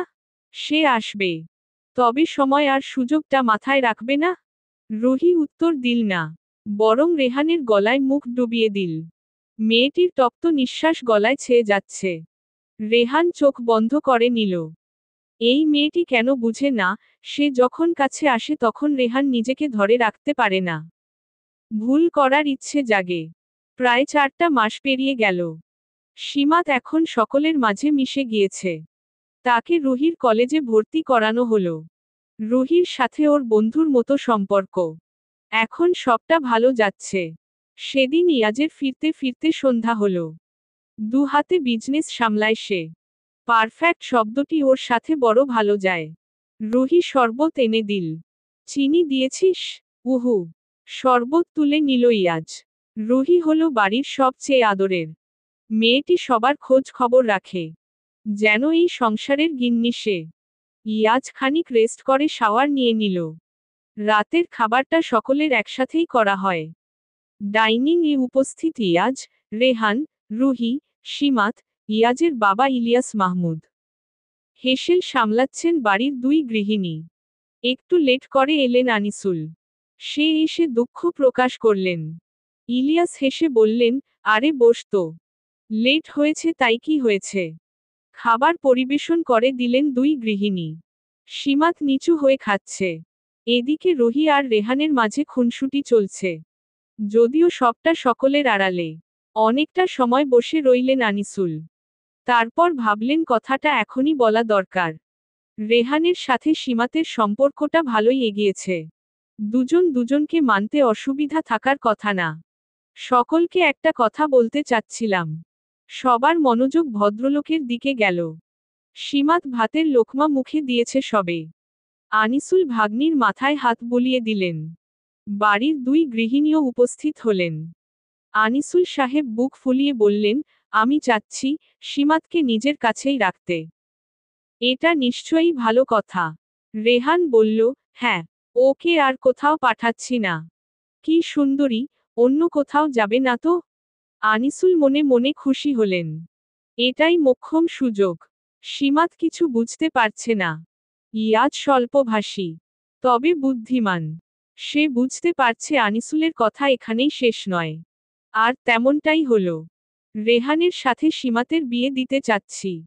এখনই না, তবে বাগদানটা করে রাখব। সীমাতের এইচএসসি শেষ হলে বিয়েটা হবে। প্রস্তাবটা সকলের পছন্দ হলো। তবে দুটি মানুষ থমকে গেল। রুহি আর রেহান দুজনের হৃদয়েই তাণ্ডব শুরু হলো। এদিকে সীমাত অনুভূতিহীন। সে বুঝতে পারছে না এমতাবস্থায় কেমন আচরণ করতে হবে। ঘরে ফিরে একচোট কান্নাকাটি করল রুহি। তার স্বপ্ন, তার ভালোবাসা হারিয়ে যাচ্ছে। অথচ সে নিরুপায়। পরিস্থিতি ভয়াবহ। রেহান কখনোই রুহির ঘরে আসে না। আজ এসেছে। মেয়েটির কান্না ভেজা চোখ তাকে দুঃখ দিচ্ছে। এই মেয়ে, কান্নাকাটি করো না প্লিজ। আমি কথা বলবো। তুমি এতটা ভেঙে কেন যাচ্ছ? কিচ্ছু ঠিক হবার নয় রেহান। তুমি চলে যাও। আমরা একে অপরের ভাগ্যে নেই। আরে পাগল, প্লিজ। রেহান আর কিছু বলল না। নত হয়ে বেরিয়ে পড়ল। ওর দু চোখে নেমে এল যন্ত্রণা। বাবা মায়ের উচিত ছিল বিষয়টা আগে জানানো। এভাবে সকলের সামনে আগে বলা ঠিক হয়নি। একটা দীঘল শ্বাস বেরিয়ে এল হৃদয় থেকে। রেহানের কালো মেঘে ডুবে থাকা মুখটি নজরে এসেছে ইয়াজের। সে বুদ্ধিমান। চট করেই বিষয়টা ধরে ফেলেছে। বোনের ঘরে এসে উপস্থিত হল। মেয়েটি কান্নাকাটি করছে। তবে আগেই কিছু বলল না। ও দেখতে চাচ্ছে জল কোন দিকে গড়ায়। কয়েক মাস পেরিয়ে গেলেও সীমাতের সাথে খুব একটা কথা হয়নি ইয়াজের। বলা বাহুল্য কথাই হয়নি। সীমাত শান্ত দৃষ্টি ফেলে সামনে তাকিয়ে। ইয়াজ ওর পাশে বসল। এতে মনোযোগ সরে এল। পাশ ঘুরে পুরুষটিকে দেখে কিছুটা অপ্রস্তুত বোধ করল। কফি খাবে? না কিছু বলার পূর্বেই কফি এগিয়ে দিল ইয়াজ। বিষয়টা সীমাতকে প্রভাবিত করল। তবে লজ্জায় কিছু বলল না। আচ্ছা সীমাত, রেহানকে তোমার কেমন লাগে? এ প্রশ্নটা সে নিজেও ভেবেছে। ভালো মন্দ কোনো উত্তর মিলেনি। তাই সে জবাবে ব্যর্থ হল। হাজবেন্ড হিসেবে ওকে পছন্দ কর? মাথাটা নুয়ে ফেলল সীমাত। ওর জোরতা লক্ষ্য করে ইয়াজ কথা বাড়াল না। তবে মেয়েটিকে ভালো মতন দেখে নিল। ঘরে এক ছোট তাণ্ডব লেগেছে। আনিসুল ছেলের উপর চেঁচালেন। এটা কেমন কথা? তিনি সকলের সামনে বিয়ের কথাটা তুলেছেন। আর ছেলে কি না অবজ্ঞা করছে। অথচ রেহান বোঝাতে পারছে না সীমাতকে বোনের নজরে দেখে সে। আনিসুল রেগেমেগে বের হতে যাচ্ছিলেন অমন সময় ঘরে উপস্থিত হল ইয়াজ। পুরুষটিকে দেখে খানিকটা ভীত হলেন আনিসুল। কথাটা শুনে ফেলল কি? আরে, ইয়াজ যে। আঙ্কেল আমি কিছু বলতে চাই। হ্যাঁ, বল। আচ্ছা বসো আগে। সাধারণত বিজনেস নিয়ে ইয়াজের সাথে আলাপ হয় আনিসুলের। তাই তিনি সেসবই ভেবে নিলেন। রেহান চলে গেল। ইয়াজ সে পথ থেকে নজর সরিয়ে বলল, রেহান সম্ভবত বিয়েটা করতে চাচ্ছে না। প্রশ্নটা শুনে আনিসুলের মুখটা শুকিয়ে এল। ছেলে মানুষ। হয়তো লজ্জা পাচ্ছে। বিষয়টা তেমন না। এবার আনিসুলের মুখটা কালো হতে শুরু করল। তিনি একটু কঠিন সুরেই বললেন, ও বললেই তো হবে না। আমি সবার সামনে বলেছি। তাছাড়া সীমাতের মা, মানে আমার বোন আমাদের জন্য অনেক করেছে। সে প্রতিদান দিতে ভুল করব না আমি। ওকে বিয়ে করতেই হবে। ভদ্রলোকের দিকে তাকিয়ে একটা নিঃশ্বাস ফেলল ইয়াজ। তারপর অনেকটা সময় কথা হলো। সে যখন বের হলো তখন রেহানের সাথে দেখা। চোখ মুখ লাল হয়ে গেছে। ব্রো, একটা কথা বলতে চাই। ইয়াজ বুঝতে পারল ছেলেটার এই অবস্থায় মানসিক সাপোর্ট প্রয়োজন। সেই জন্যেই বের হলো ওরা। রুহির ঘরের কাছে এসে থমকে গেল সীমাত। মেয়েটি কাঁদছে কেন? সে কি বলবে বুঝতে পারছে না। রুহি, তুমি কাঁদছো কেন? রুহি চট করেই চোখ মুছে নিল। হাসি রাঙিয়ে বলল, কাঁদছি না তো। আমি স্পষ্ট দেখলাম। আচ্ছা বাদ দাও। বলো তোমার খবর। বিয়ের কন্যার মুখে হাসি নেই কেন? সীমাত উত্তর দিতে পারল না। সে আসলে আনন্দ খুঁজে পাচ্ছে না। রেহান স্বামী হিসেবে নিশ্চয়ই দারুণ হবে। তবে ওর মন কেন মানছে না? কি হলো? তুমি কি চিন্তা করছো? এই সীমাত, তোমার বিয়েতে আমি কিন্তু খুব নাচব। সীমাত হাসার চেষ্টা করল। হুট করেই রুহি ওকে জড়িয়ে ধরল। সীমাত শান্তি খুঁজে পাচ্ছে না। বুঝতে পারছে না কি করা উচিত। এদিকে দু চোখে বর্ষণ নেমেছে রুহির। নিজের জীবনের এই অন্ধকার কেমন করে সইবে সে? অপেক্ষার প্রহর নয়। ধুমধাম আয়োজনে বিয়ে হয়ে গেল সীমাতের। শুরুতে কথা হয়েছিল বাগদান হবে। তবে আনিসুল বিষয়টা পরিবর্তন করে দিয়ে বিয়ের অনুষ্ঠান শেষ করলেন। সীমাত বসে আছে। এই রুমটায় কখনো আসা হয়নি তার। বুকের ভেতর কেমন ধিম ধিম করছে। স্বামী নামক মানুষটি কেমন হবে সে জানে না। তার ভয় হচ্ছে। প্রচণ্ড ভয়। খানিক বাদে দরজা খুলে গেল। সীমাত শাড়ি খামচে চোখ বন্ধ করল। পুরুষটি বোধহয় নিকটে আসছে। সীমাত চোখ খুলতে পারছে না। তার ভেতরে আন্দোলন নেমেছে। হাতটা বাড়াও। মেয়েটি হাত বাড়াল না। পুরুষটি পুনরায় বলল, হাত বাড়াও। এবার সীমাত পড়ল বিপাকে। কোন হাত বাড়াবে? ডান নাকি বাম? পুরুষটি বোধহয় ধৈর্য ধরতে পারল না। তাই নিজ থেকেই বা হাত টেনে নিল। পরিয়ে দিল হিরে খচিত ব্রেসলেট। সীমাতের সর্বাঙ্গে কেমন হিম ধরেছে। সে কথা বলতে পারছে না। সম্ভবত একটু ঢিলে হয়েছে।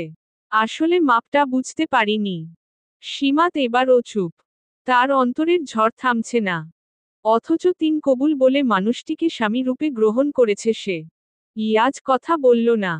ফ্রেশ হতে গেল। সীমাত এবার মুখ তুলে চাইল। পুরুষটিকে পেছনে থেকে দেখেই ওর শরীর কেমন কাঁপছে। চোখে নেমে এল ব্যথা। মানুষটি তাকে নিশ্চয়ই দয়া করেছে। চোখে মুখে পানি দিল ইয়াজ। আনিসুল সাহেবকে মানাতে গিয়ে বেশ বড় ত্যাগ করতে হলো তাকে। বোনের ভালোবাসা রক্ষা করতে গিয়ে নিজেকে উৎসর্গ করতে হলো।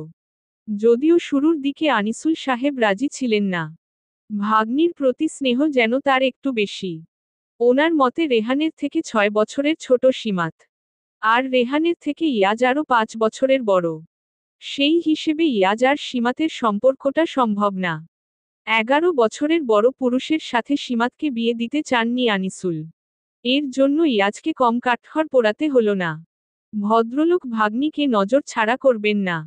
অন্য কারো সাথে বিয়েও দিবেন না। ইয়াজ চোখে মুখে পানি দিল। বিয়ের জন্য সেও প্রস্তুত ছিল না। ফ্রেশ হয়ে এসে দেখল সীমাত একইভাবে বসে। ইয়াজ একটু ধীর সুরে বলল, ভারী জামাকাপড় বদলে আসো। সীমাত কোনো কথা ছাড়াই উঠে গেল। ইয়াজ পরিপাটি হয়ে উঠতেই দেখল সীমাত বাথরুমের কাছে দাঁড়িয়ে। মেয়েটি ভয় পাচ্ছে। ওখানে দাঁড়িয়ে কেন? সীমাতের মাথা নত। সে পা দ্বারা মেঝেতে স্লাইড করছে। কিছু খাবে? দুদিকে মাথা নাড়াল সীমাত। সে খাবে না। ইয়াজ এগিয়ে এল। এক নজরে মেয়েটিকে দেখে নিল। স্ত্রী হিসেবে সীমাত নিশ্চয়ই সুন্দরী। তবে ওর সময়ের প্রয়োজন। সীমাতেরও তাই। বারান্দায় আসো। ইয়াজ এগিয়ে গেলেও সীমাত চলতে পারছে না। ওর দম বন্ধ হয়ে আসছে। এই মানুষটার সাথে সীমাত কখনোই ভালো মন্দ দুটো কথা বলেনি। আকাশে বিশাল চাঁদ। আজ নিশ্চয়ই পূর্ণিমা। সীমাত পাশে এসে দাঁড়িয়েছে। ওর উপস্থিতি বুঝেও কথা বলেনি ইয়াজ। মেয়েটির মনে সংশয়। ইয়াজ কি তাকে প্রত্যাখ্যানের কথা বলবে? এমনটা হলেও সে অবাক হবে না। হাজারটা ভয় সংকোচের দেয়াল ভেঙে দিয়ে ইয়াজ বলল, ভালোবাসা একদিনে হয় না।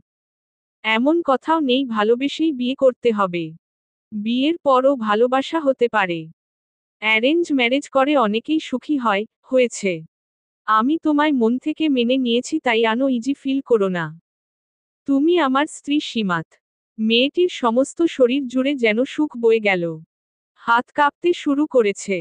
ইয়াজ পুনরায় বলল, হয়তো সময় লাগবে। তবে সম্পর্কটা আগাবে। দ্বিধা ছাড়াই আগাবে। সীমাত এবার ও কথা বলতে পারল না। ইয়াজ নিজ থেকেই বলল, হাতটা দাও। সীমাত এবার হাত বাড়াল। ইয়াজ তা দু হাতে তুলে নিয়ে সময় নিয়ে ঠোঁট ছোঁয়াল। এই অনুভূতি, ভালো লাগা সীমাতের জন্য নতুন। খুবই নতুন। সুখে ওর কান্না আসতে চাইছে। সত্যিই কি মানুষটা তাকে ভালোবাসবে? সকালের মিষ্টি রোদ চোখে মুখে লাগতেই ঘুম ছুটে গেল সীমাতের। অনেকগুলো দিন পর ভালো ঘুম হয়েছে তার। সে চোখ খুলে দেখল অন্য একটা রুম। সে ভীত হয়ে উঠে পড়ল। এক মুহূর্তের জন্য ভয় পেয়েছিল সে। তারপর মনে হলো ইয়াজের সাথে বিয়ে হয়েছে তার। মানুষটি তাকে এই বেডে শোয়ার অধিকারও দিয়েছে। সবটা মনে করে একটুখানি হাসল সে। হয়তো ওদের সম্পর্কটা সত্যিই আগাবে। ইয়াজ পাশে নেই। অর্থাৎ জিম করতে বের হয়েছে। শরীরচর্চায় ভীষণ মনোযোগ তার। ও বারান্দায় এসে দাঁড়ালো। এখান থেকে পুরো বাসাটার দারুণ ভিউ পাওয়া যায়। একটু চারপাশে নজর বুলাতেই ইয়াজকে দেখা গেল। ছেলেটা পুশ আপ করছে। উন্মুক্ত পিঠ। বাহুগুলো দেখা যাচ্ছে। সীমাতের ভেতর থেকে অনুভূতি এসে গেল। সে নজর সরিয়ে নিল। পুনরায় ভাবল, মানুষটা তার স্বামী। তাই আবার চাইল। দেখতে লাগলো মন ভরে। মাত্র কিছু ঘন্টা। এই কিছু ঘন্টাই ওর হৃদয়ে ভালোবাসা জাগ্রত করল। অথচ দুদিন পূর্বেও এমন কোনো অনুভূতি ছিল না। দরজা খুলতেই চমকে তাকালো সীমাত। ইয়াজ তোয়ালে দিয়ে ঘাম মুছে নিচ্ছে। সরি, তোমায় না ডেকেই বেরিয়ে গিয়েছিলাম। ভয় পেয়েছিলে? না, ঠিক আছি। আচ্ছা, আমি শাওয়ারে যাচ্ছি। এরপর তুমিও শাওয়ার করে নিও। সীমাত মাথা নাড়ায়। যদিও তাদের মাঝে এমন কোনো সম্পর্ক হয়নি যাতে করে শাওয়ার ফরজ হয়।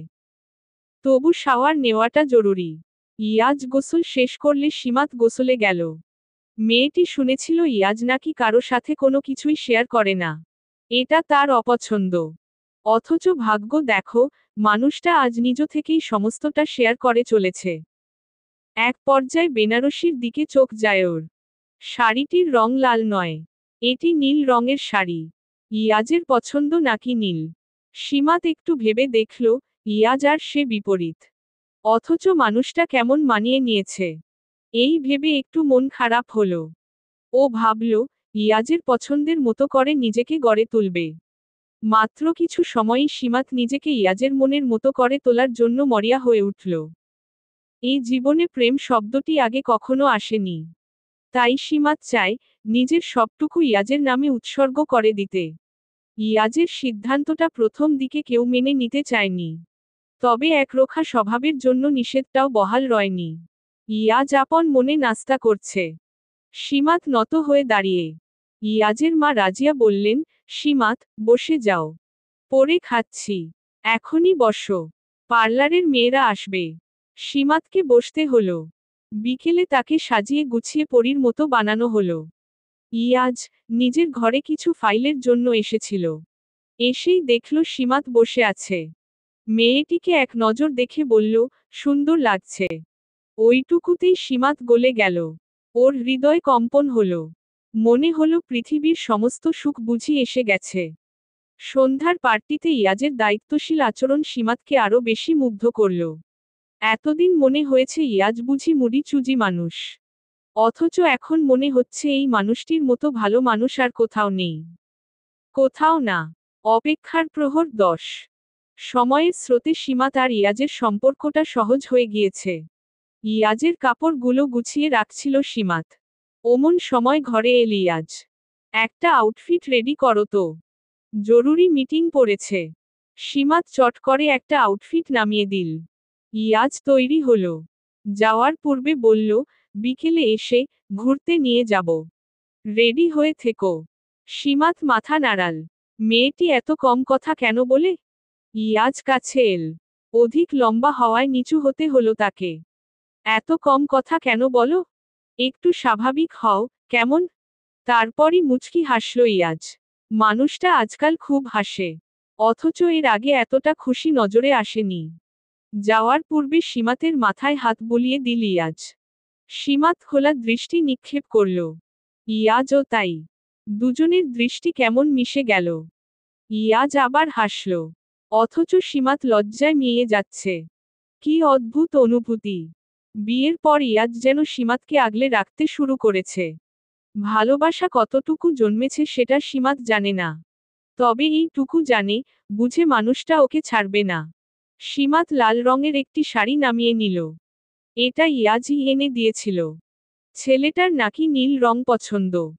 অথচ একদিন হুট করেই এই লাল শাড়িটা এনে দিল। এই রহস্য সীমাত এখনো বুঝতে পারল না। সে হালকা সাজে নিজেকে সাজিয়ে নিল। ইয়াজ বাড়ি ফিরে এসে দেখল সীমাত তৈরি হয়ে গিয়েছে। ওদের বিয়ের প্রায় মাস খানেক হতে চলল। অথচ হানিমুনটা হয়ে ওঠেনি। ইয়াজের হাতে মোটামুটি লম্বা এক ছুটি। হাতের ঘড়িটা খুলে নিয়ে সীমাতের কাছে এল। সীমাত কিন্তু নজর রাখতে পারল না। সে নিচের দিকে তাকিয়ে।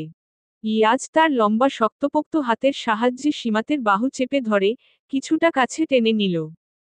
এতে অদ্ভুতভাবে কম্পিত হল মেয়েটি। অথচ এমন না, আজই ইয়াজ এতটা কাছাকাছি এসেছে। বিয়ের সপ্তাহ খানেক যেতেই ইয়াজ তার সর্বোচ্চ ভালোবাসায় সিক্ত করেছে ওকে। অথচ ওর লজ্জায় নত হওয়া মুখটা দেখলে উল্টোটাই মনে হবে। সিলেট যাচ্ছি। পাহাড় ভালো লাগে তো? হুম। এ ছাড়া অন্য কোনো পছন্দ আছে? উহু। সীমাতের কথায় মৃদু হাসল ইয়াজ।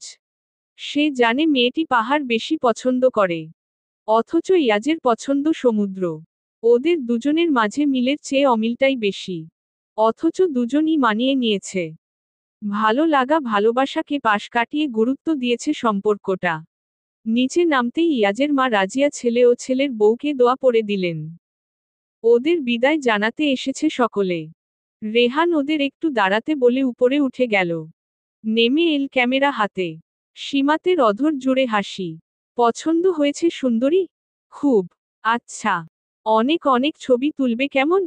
হুম। Thank you. রেহান মেয়েটির মাথায় হাত বুলিয়ে দিল। ইয়াজ গাড়ি পার্কিং থেকে নিয়ে এসে সকলের থেকে বিদায় নিল। গাড়ি চলতে শুরু করেছে। এক পর্যায়ে ইয়াজ বলল, ফটোগ্রাফির শখ রয়েছে তোমার? কিছুটা চমকে গেল সীমাত। মাথা নাড়িয়ে হ্যাঁ বোঝালো। ইয়াজ না তাকিয়েই বলল, মনকে সর্বদা গুরুত্ব দিবে। তোমার ভালো লাগাটা আমার কাছে সবচেয়ে দামি।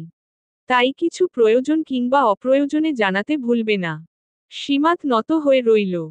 ইয়াজ বুঝে না মেয়েটি কেন তার সাথে সহজ হতে পারে না। ড্রাইভ করে এসেছে ওরা। তবে ফিরবে ফ্লাইটে। ইয়াজ ক্লান্ত। মাঝে লাঞ্চ করেছিল। তবে এখন সন্ধ্যা হয়ে গিয়েছে। সীমাত একবার ঘুমিয়েছিল। উঠে দেখল হোটেল রুমে। ইয়াজ কোলে করে এনেছে। লোকজন দেখেছে নিশ্চয়ই। এসব ভেবেই মেয়েটা লজ্জায় লাজুক হয়ে রইল। ইয়াজ শাওয়ার নিয়ে এসে দেখল সীমাত উঠে গেছে। ছেলেটার উন্মুক্ত বুকে বিন্দু বিন্দু পানি জমেছে। সীমাত চোখ বন্ধ করে ফেলল। ওর এই অবস্থা দেখে ইয়াজ হাসল। কাছে এল এবার। দুহাত মুঠোয় নিয়ে বলল, এমন করছো যেন এভাবে আগে কখনো দেখনি। ইয়াজের এক একটা শব্দ তোলপাড় তুলে দিল সীমাতের হৃদয়। ইয়াজ নিজেও ক্লান্তি ঠেকাতে বধূকে খুব করে চাইছিল। সেই বৃষ্টিস্নাত সন্ধ্যাটা সীমাত আর ইয়াজের জন্য মধু হয়ে এল। সীমাত ঘুমিয়ে আছে। শরীরে ইয়াজের শার্ট, যা ঠেকেছে হাঁটু অবধি। ইয়াজ মৃদু হেসে মেয়েটির শরীরে কম্বল জড়িয়ে দিল। তৈরি হয়ে নেমে এল কিছু ফর্মালিটিস আর ডিনার অর্ডার করতে। ফিরে এসে দেখল সীমাত উঠে গেছে। মেয়েটি ইয়াজকে দেখে নিজেকে আবৃত করার চেষ্টা করছে। ওর অস্বস্তি দেখে ইয়াজ বারান্দায় চলে এল। অথচ মেয়েটি একটু আগেও ইয়াজের বুকে শুয়েছিল। বেশ কিছু সময় যেতেই ইয়াজ ডাকল। হয়েছে? জি। ঘরে প্রবেশ করল ইয়াজ। সীমাত চুলে চিরুনি করছিল। আয়নায় তাকাতেই দুজনের চোখাচোখি হল। সীমাত লজ্জায় নুয়ে পড়ল। ও বুঝে না এত লজ্জা কেন ওর। নিজের স্বামীর কাছে এত লজ্জা কেন পেতে হবে? কলিং বেজে উঠল। খাবার এসেছে। রিসিভ করে নিল ইয়াজ। সীমাত ফ্রেশ হয়ে এসে দেখল খাবার সাজিয়ে নিয়েছে ইয়াজ। আজও সীমাতের পছন্দের সব কিছু। অথচ সে জেনেছিল এসব ইয়াজের ভালো লাগে না। ছেলেটা যখন নিজের পছন্দ এড়িয়ে তৃপ্তি নিয়ে খাচ্ছিল তখন সীমাতের দু চোখ বেয়ে নেমে এল নোনা জল। যা লক্ষ্য করল ইয়াজ। কি, কাঁদছ কেন? মেয়েটি পারল না উত্তর দিতে। সে নিজেও ভেবে পায় না সৃষ্টিকর্তা এতটা ভালোবাসা লিখে রেখেছিল তার ভাগ্যে। সে রাতে জেগেছিল সীমাত। পুরো রাত জেগে শুধু ইয়াজকে দেখেছে। ছেলেটা তাকে শক্ত আলিঙ্গনে ঘুমায়। এটা কেমন অভ্যাসে পরিণত হয়েছে। যেদিন ইয়াজ থাকে না সেদিন একা লাগে সীমাতের। মনে হয় পৃথিবীটা থমকে গিয়েছে। শুধু চলমান সে। ভয় হয় বড়। সীমাত তার উষ্ণ ঠোঁট দিয়ে ইয়াজের কপালে চুম্বন করে। ছেলেটা ঘুমিয়েছে বিধায় এই অসাধ্য সাধন করতে পারল মেয়েটি। নতুবা কখনোই পারত না। সিলেটের সময়টা সীমাতের জন্য সেরা ছিল। অনেক কিছু শিখেছে সে। ফটোগ্রাফি কি করে করতে হয় সবটা ধরে ধরে শিখিয়েছে ইয়াজ। আজ ওদের ফেরার পালা। ফ্লাইটে ফিরেছে বিধায় তেমন ক্লান্ত নয়। তবু জার্নিতে ধকল কিছুটা থেকেই যায়। বাসায় এসে চমক পেল ওরা। দেখল, বিনি আর বিলকিস ড্রয়িং রুমে বসে আছে। সীমাতকে দেখেই ছুটে এল বিনি। এসে জড়িয়ে ধরল। কেমন আছিস তুই? কতদিন পর দেখলাম তোকে। রেগে আছিস খুব? মাফ করে দে সীমাত। বিলকিস কান্নায় ভেঙে পড়লেন। সীমাত সারাটা জীবন এই দুটি মানুষের ভালোবাসা কামনা করেছে। তাই হয়তো আবেগ লুকাতে পারল না। ইয়াজ এসবে খুশি হতে পারছে না। এই মা মেয়েকে ওর একদমই ভালো লাগছে না। তবে বের করে দেওয়ার মতো মন মানসিকতা ওদের নেই। যেহেতু দুদিন বাদেই রেহান আর রুহির বিয়ের অনুষ্ঠান তাই ওনাদের থাকতে বলা হলো। সীমাতকে খুব খুশি দেখাচ্ছে। ইয়াজ একটু হতাশার শ্বাস ফেলল। যদিও মন নানান কথা বলছে তবু সে চাইল সীমাতের এই খুশি দীর্ঘস্থায়ী হোক। ইয়াজ শাওয়ার নিয়ে এসে চুল মুছছিল। ওমন সময় ঘরে এল বিনি। অনুমতি না নিয়েই ঘরে প্রবেশ করেছে। সীমাত তখন কাপড়গুলো কাবাডে রাখছিল। বিনি এসেই জড়িয়ে ধরল। কি রে, তুই দেখি পুরোদস্তুর গিন্নি হয়ে গেছিস। তেমন না। দেখছি তো। বর সামলাচ্ছিস, ঘরও সামলাচ্ছিস। কথা পাল্টাতে সীমাত বলল, লাঞ্চ করবি না? বেলা হয়েছে তো। হুম করব। তাই তোকে নিতে এসেছি। আচ্ছা, আমি আসছি। বিনি পুরোটা সময় ইয়াজের দিকে তাকিয়েছিল। উন্মুক্ত পিঠ, পেশিগুলো ফুলে উঠেছে। সুঠাম ফর্সা শরীর মনকে জাগিয়ে তুলে। বিনি একটু হেসে বলল, ঠিক আছে। আয়, আমি যাচ্ছি। বিনি চলে গেল। সীমাত নিজেও অস্বস্তি বোধ করছিল। ইয়াজ ওর দিকে ফিরে বলল, সীমাত, একটা কথা মনে রাখবে। যে যতই আপন হোক না কেন তাকে শতভাগ বিশ্বাস করবে না। চারপাশে অনেক কিছু থাকবে, আছে যা তুমি জানবেও না। তাই সব সময় সচেতন থাকবে। এ কথা বলেই সীমাতের কপালে ঠোঁট ঠেকাল ইয়াজ। মেয়েটির যে কি হলো। আজ নিজ থেকেই জড়িয়ে ধরল। বুকে মাথা ঠেকিয়ে শুনতে লাগল প্রিয় স্বামীর হৃদস্পন্দন। অপেক্ষার প্রহর 11 এলার্ট নো এন্ট্রি। হলুদের অনুষ্ঠান। মেয়েদের জন্য অনেকগুলো শাড়ি আনা হয়েছে। তবে ইয়াজ সীমাতের জন্য আলাদা করে এনেছে। এই শাড়িটা খুব স্পেশাল করে বানানো। সীমাত সেটা পরতেই নিচ্ছিল ওমন সময় এল বিনি। তার মন খারাপ। কি হয়েছে?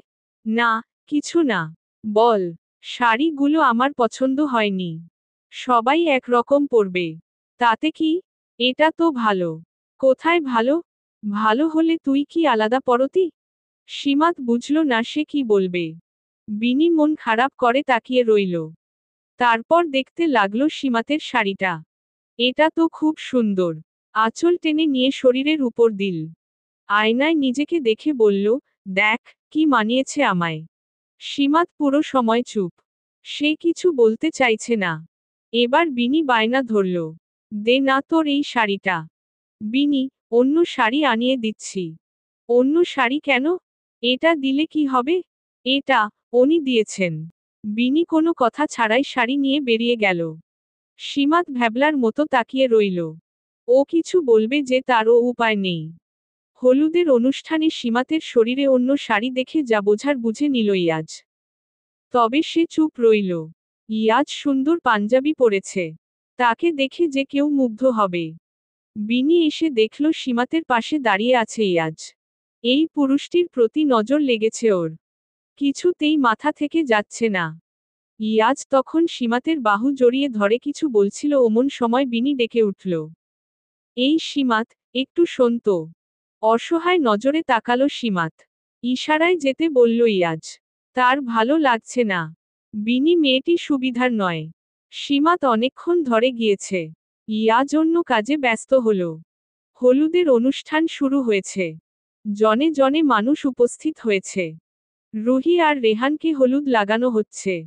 ইয়াজ ভিড় পছন্দ করে না। তাই সে আড়ালে ছিল। ঠিক সে সময় একটি হাত ওর গালে স্পর্শ করল। পেছনে চেয়ে দেখল বিনি। খিলখিল করে হাসছে। বাহ, আপনাকে তো হলুদ লাগানোর পর অনেক সুন্দর লাগছে। ইয়াজ রাগান্বিত বোধ করলেও মুখে সেটা প্রকাশ করল না। আগে লাগতো না। ইদানিং সীমাতের ছোঁয়া পেয়ে সুন্দর হয়ে যাচ্ছি। কালো মেঘ ভর করল বিনির হৃদয়, তবে সে হেসে উড়িয়ে দিল। সীমাত একটু দূরে দাঁড়িয়ে। বিনির হাতে হলুদের বাটি। সেটা থেকে একটু হলুদ নিল ইয়াজ। বিনি খুশি হল। এমনটাই চাচ্ছিল সে। সে ভেবেছিল ইয়াজ তাকে হলুদ লাগিয়ে দিবে। তবে তেমনটা হলো না। ছেলেটা এগিয়ে গেল সীমাতের দিকে।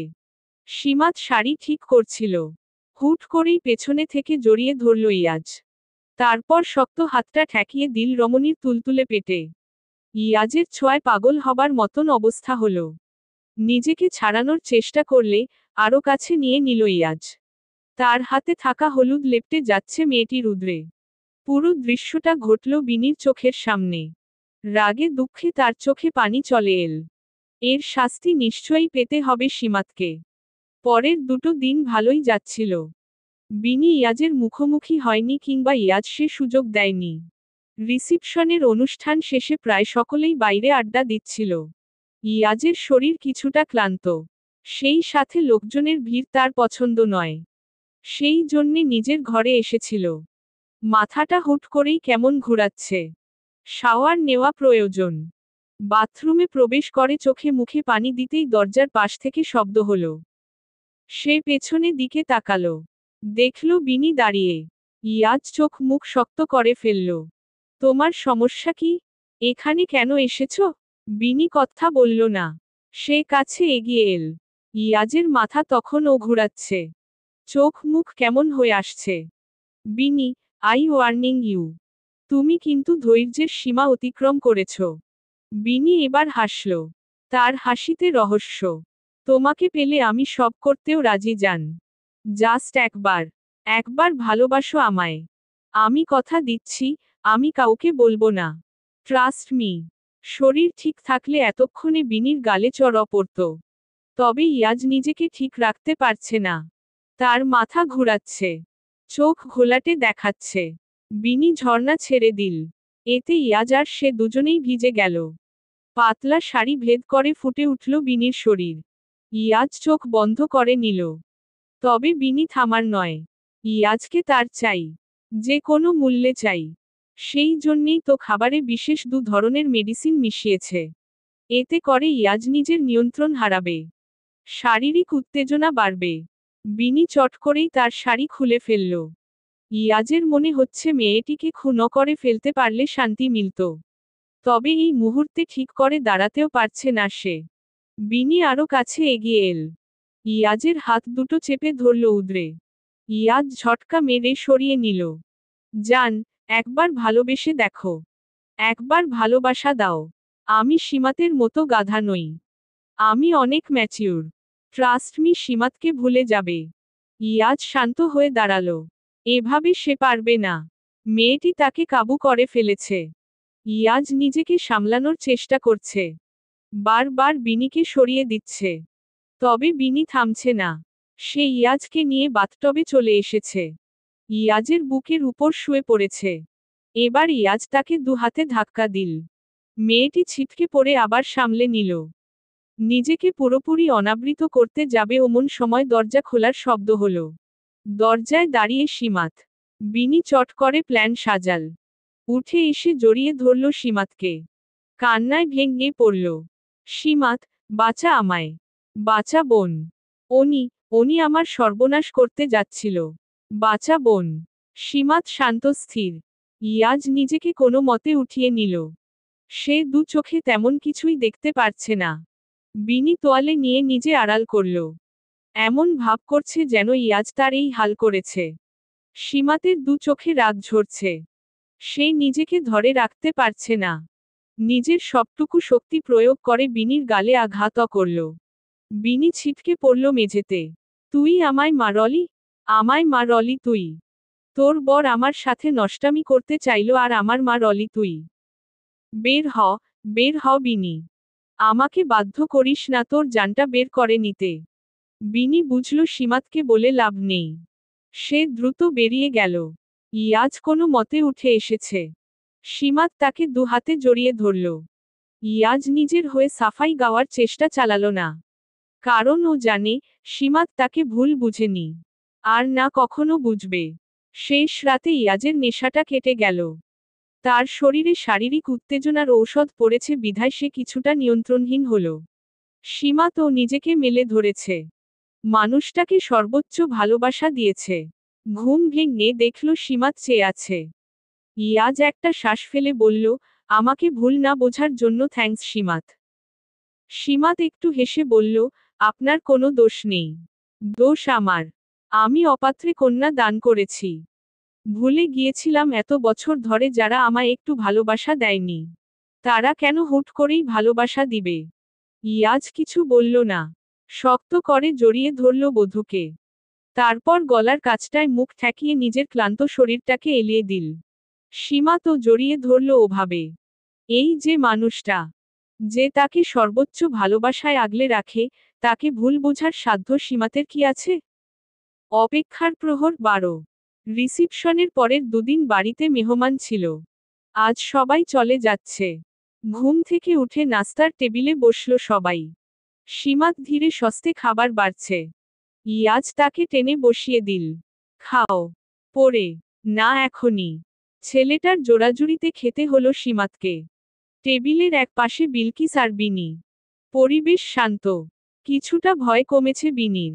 ও ভেবেছিল, সম্মানের কথা চিন্তা করে ইয়াজ আর সীমাত বুঝি চুপ করে যাবে। তবে ওর ধারণা ভুল।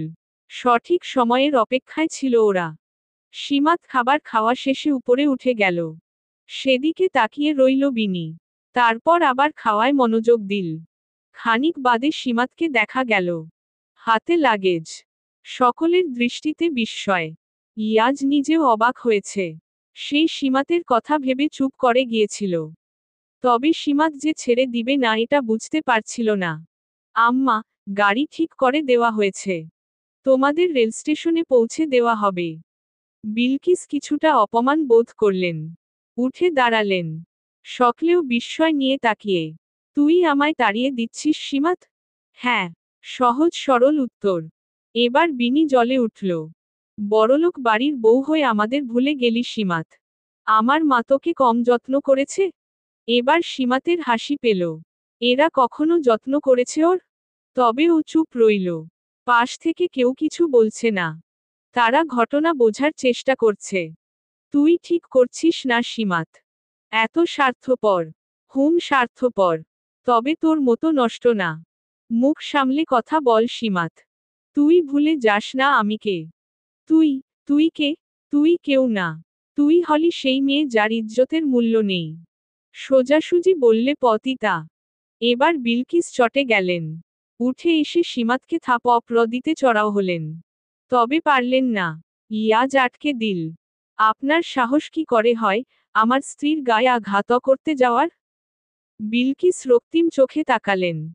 সীমাত ইয়াজের হাত আগলে দাঁড়াল। এদের বের করে দিন। আমি মুখ দর্শন করতে চাই না। আর ওই নষ্টা মেয়ে যেন আমার দু চোখের সীমানায় না আসে। নষ্টা কোথাকার? তুই কি ভেবেছিস, তোর ওই নষ্ট শরীর দেখিয়ে আমার স্বামীকে কাবু করতে পারবি? বোম ফাটিয়ে দিল সীমাত। বিনি নিজের হয়ে কথা বলতে পারল না। অপমানে গা জ্বলে যাচ্ছে বিলকিসের। তিনি তৎক্ষণাৎ মেয়েকে নিয়ে বেরিয়ে গেলেন। সীমাত কেঁদে উঠল। কাঁদতে কাঁদতে মেঝেতে বসে পড়ল। ওকে আগলে নিল ইয়াজ। একদম বুকের সাথে মিলিয়ে বলল, এভাবে ভেঙে যেও না প্লিজ। ওরা এমন কেন? এমন কেন ওরা? আমাকে কেন ভালোবাসল না? ইয়াজ লম্বা করে দম নিল। সীমাতের মাথায় হাত বুলিয়ে দিয়ে বলল, ওরা ভালোবাসেনি তো কি হয়েছে? আমি ভালোবাসি তো। এই যে সবাই, সবাই তো ভালোবাসে তোমায়। সীমাত চুপ করে রইল। ইয়াজও তাই। মেয়েটিকে তার বাহুডোরে আগলে রইল। যেন ছোট্ট কোনো পাখির ছানা। 2 বছর পর। হাতে বেশ কিছু সময় পাওয়া গিয়েছে। রেহান, রুহি, সীমাত, ইয়াজ ঠিক করল কোথাও একটা ট্যুর দিবে। সেই অনুযায়ী সমস্তটা প্ল্যানও করেছিল, তবে মাঝে বাধা হলেন ইয়াজের বাবা ইলিয়াস মাহমুদ। তার মতে বহুদিন হলো গ্রামের বাড়ি যান না। ছেলে মেয়েরা এভাবে নিজ স্থানে না যাওয়া আশা করলে পরবর্তীতে নিজের শিকড়ই চিনবে না। তাই সকলে মিলে গ্রামে ঘুরতে যাবে। পরদিনই ব্যাগ গুছিয়ে বের হলো সবাই। ইয়াজের পাশে বসে সীমাত। সে চারপাশের মুগ্ধতা অনুভব করছে। ইয়াজের দাদা বাড়ি রাজশাহীতে। পরিষ্কার পরিচ্ছন্ন পথঘাট বড় সুন্দর লাগছে। সীমাত চেয়েই রইল। ওরা যখন পৌঁছাল তখন প্রায় সন্ধ্যা হয়েছে। জোনাক পোকা খেলা করছে। কি যে সুন্দর লাগছে। সীমাত ধরার চেষ্টা করল, তবে পারল না। তাই মন খারাপ করে ফেলল। সেটা দেখে ইয়াজ তার বড় হাতটায় কিছু জোনাকি পোকা আটকে নিল। সীমাত আগ্রহ ভরে তাকিয়ে। ধীরে ধীরে হাত খুলতেই জোনাকি পোকা বেরিয়ে এল। এ যে কি সুন্দর দৃশ্য। ওরা এমন মজা করতে করতে বেশ লেট হয়ে গেল। তখন প্রায় 8টা বাজতে চলেছে। শুনশান পরিবেশ। চারপাশ স্তব্ধ। ইয়াজ দু হাতে আগলে নিল নিজ বধূকে। ভয় লাগছে? ফিক করে হেসে ফেলল সীমাত। তারপর ইয়াজের বাহু আগলে ধরে বলল, উহু, আপনি ভুলে গেলেন, আমি গ্রামের মেয়ে? ইয়াজ হাসল। বধূকে নিয়ে বাড়িতে প্রবেশ করতেই চারপাশ থেকে মানুষের ভিড় লেগে গেল। মাহমুদ বাড়ির বড় ছেলে ইয়াজ। তাই তার যত্ন একটু বেশি। তার বউয়ের ক্ষেত্রেও তেমনি। সকলে খাওয়া দাওয়া করে গল্প করতে শুরু করেছে। সীমা তো তাদের একজন। এদিকে ইয়াজ ক্লান্ত। লং ড্রাইভ করায় শরীরে চাপ পড়েছে। তার রুম তৈরি। তবে সমস্যা সেটা না। সমস্যা হচ্ছে সীমাত। সেই সীমাতকে ছাড়া ঘুমাতে যাবে না। এদিকে সীমাত এত মানুষের থেকে উঠতে পারছে না। তার নাকি লজ্জা লাগছে। এমন পরিস্থিতিতে নিজেই উপস্থিত হলো ইয়াজ। মেয়েলি আড্ডার মাঝখানে দাঁড়ালো পুরুষটি। কোনো ভালো মন্দ না বলেই বউকে কোলে তুলে নিল। তারপর বলল, আমার বউকে আমি নিয়ে যাচ্ছি। এই নিয়ে একচোট হাসাহাসি শুরু হলো। সীমাত লজ্জায় মুখ লুকিয়ে ফেলেছে। রুমে এসে অভিযোগের শেষ নেই। সেসব তোয়াক্কা করল না ইয়াজ। বধূকে নিয়ে বসাল খাটে। সোজাসুজি জড়িয়ে ধরল। একদম মিশিয়ে নিল বাহুডোরে। সীমাত থেমে রইল। শুধু ইয়াজই নয়, সীমাত নিজেও এই মানুষটির আলিঙ্গন ছাড়া ঘুমাতে পারে না। মনে হয় কি যেন নেই। রুহি আর রেহান নদীর ধারে এসেছে। ছোট ছোট ছেলে মেয়েরা নদীতে নেমেছে। কি যে ভালো লাগছে। সীমাতের ঘুম থেকে উঠতে লেট হয়েছে। আসলে ইয়াজই উঠতে দেয়নি। ছেলেটা খুব বেশি সময় পায় না। তাই এ ধরনের ছুটিতে একটু বেশি ঘুমায়। সীমাত নদীর ধারে এসে লোভে পড়ল। তার গোসল করতে ইচ্ছে হচ্ছে। তবে সে বউ মানুষ। এভাবে নামতে পারবে না। তাই উপর থেকেই দেখতে লাগল। খানিক বাদে ইয়াজকে দেখা গেল। হাতে লাইফ জ্যাকেট। রুহির জন্য আনা হয়েছে। মেয়েটা সাঁতার পারে না। সবটা দ্রুত ঘটল। ওকে টেনে নামিয়ে নিল ইয়াজ। ঠান্ডা শীতল জলে পুরো শরীরে ভালো লাগা ছেয়ে গেল। ইয়াজ আর সীমাত সমান তালে সাঁতার কাটছে। মাঝ নদীতে এসে মেয়েটির কোমর জড়িয়ে ধরল ইয়াজ। সীমাত চিৎকার করে উঠল। সে ভয় পেয়েছিল। আরে, আপনি ভয় পাইয়ে দিয়েছেন। আমি জানতাম তুমি ভীতু। মোটেও না। মোটেও হ্যাঁ। না। হ্যাঁ। সীমাত এবার হাতের মাঝে পানি নিয়ে ইয়াজের চোখে মুখে ছিটিয়ে দিল। ইয়াজও দুষ্টুমিতে কম না। মেয়েটিকে জড়িয়ে ধরে একসাথে ডুব দিল। ডুব শেষে সীমাত হেসে ফেলল। ইয়াজও তাই। ওর ঘোর কাটতে না কাটতে ভেজা ঠোঁটে স্পর্শ করল ইয়াজ। সীমাত লজ্জায় শেষ। চারপাশে কত মানুষজন। যদি কেউ দেখে নিত। রাজশাহীতে ভীষণ ভালো সময় গিয়েছে সীমাতের। তবে বাড়ি ফিরতেই মনে হলো সে অসুস্থ। সেদিন সন্ধ্যায় অসুস্থতা আরও বেড়ে গেল। ইয়াজ অফিস থেকে ফিরে এসে দেখল সীমাত নেতিয়ে পড়েছে। সে ডাক্তার ডাকল। চেক আপ করা হলো। ইয়াজের ভয় হচ্ছিল খুব। তবে ওর ভয় কাটিয়ে ডাক্তার জানালো আহামরি কিছু নয়। শরীর কিছুটা দুর্বল। সম্ভবত জার্নির জন্যেই এমনটা হয়েছে। যত্ন নিলেই ঠিক হয়ে যাবে। ইয়াজ যেন দম ফিরে পেল। সীমাত তার জীবনে আসার পূর্বে ঘর সংসার নিয়ে সে কখনো ভাবেনি। ব্যক্তিগত জীবনকে সাজানোর কথা মাথায় আসেনি। সারাক্ষণ বিজনেস নিয়ে পড়েছিল। অথচ এখন মনে হয় এই মেয়েটি ছাড়া সে একেবারেই শূন্য। সেদিন খুব রাত। সীমাতের বড় মুড সুইং হলো। ওর ইচ্ছে হলো বারান্দায় বসে চাঁদ দেখবে। ইয়াজ ক্লান্ত ছিল। তবে ওর মুখে কোনো বিরক্তি রইল না। ও সীমাতকে নিয়ে বারান্দায় এল। পাশাপাশি বসল। মেয়েটি মাথা ঠেকাল ওর বাহুতে। ও আগলে ধরল। তারপর দেখতে লাগলো রূপালি রঙা বিশাল চাঁদটাকে। ইয়াজের ভেতরটা শীতল হলো। ও তাকালো বধূর পানে। এক চিলতে হাসি ফুটে উঠল অধর জুড়ে।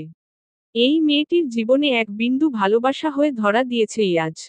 শেষ হয়েছে অপেক্ষার প্রতিটা প্রহর। এখন শুধু ভালোবাসার পালা। সমাপ্ত।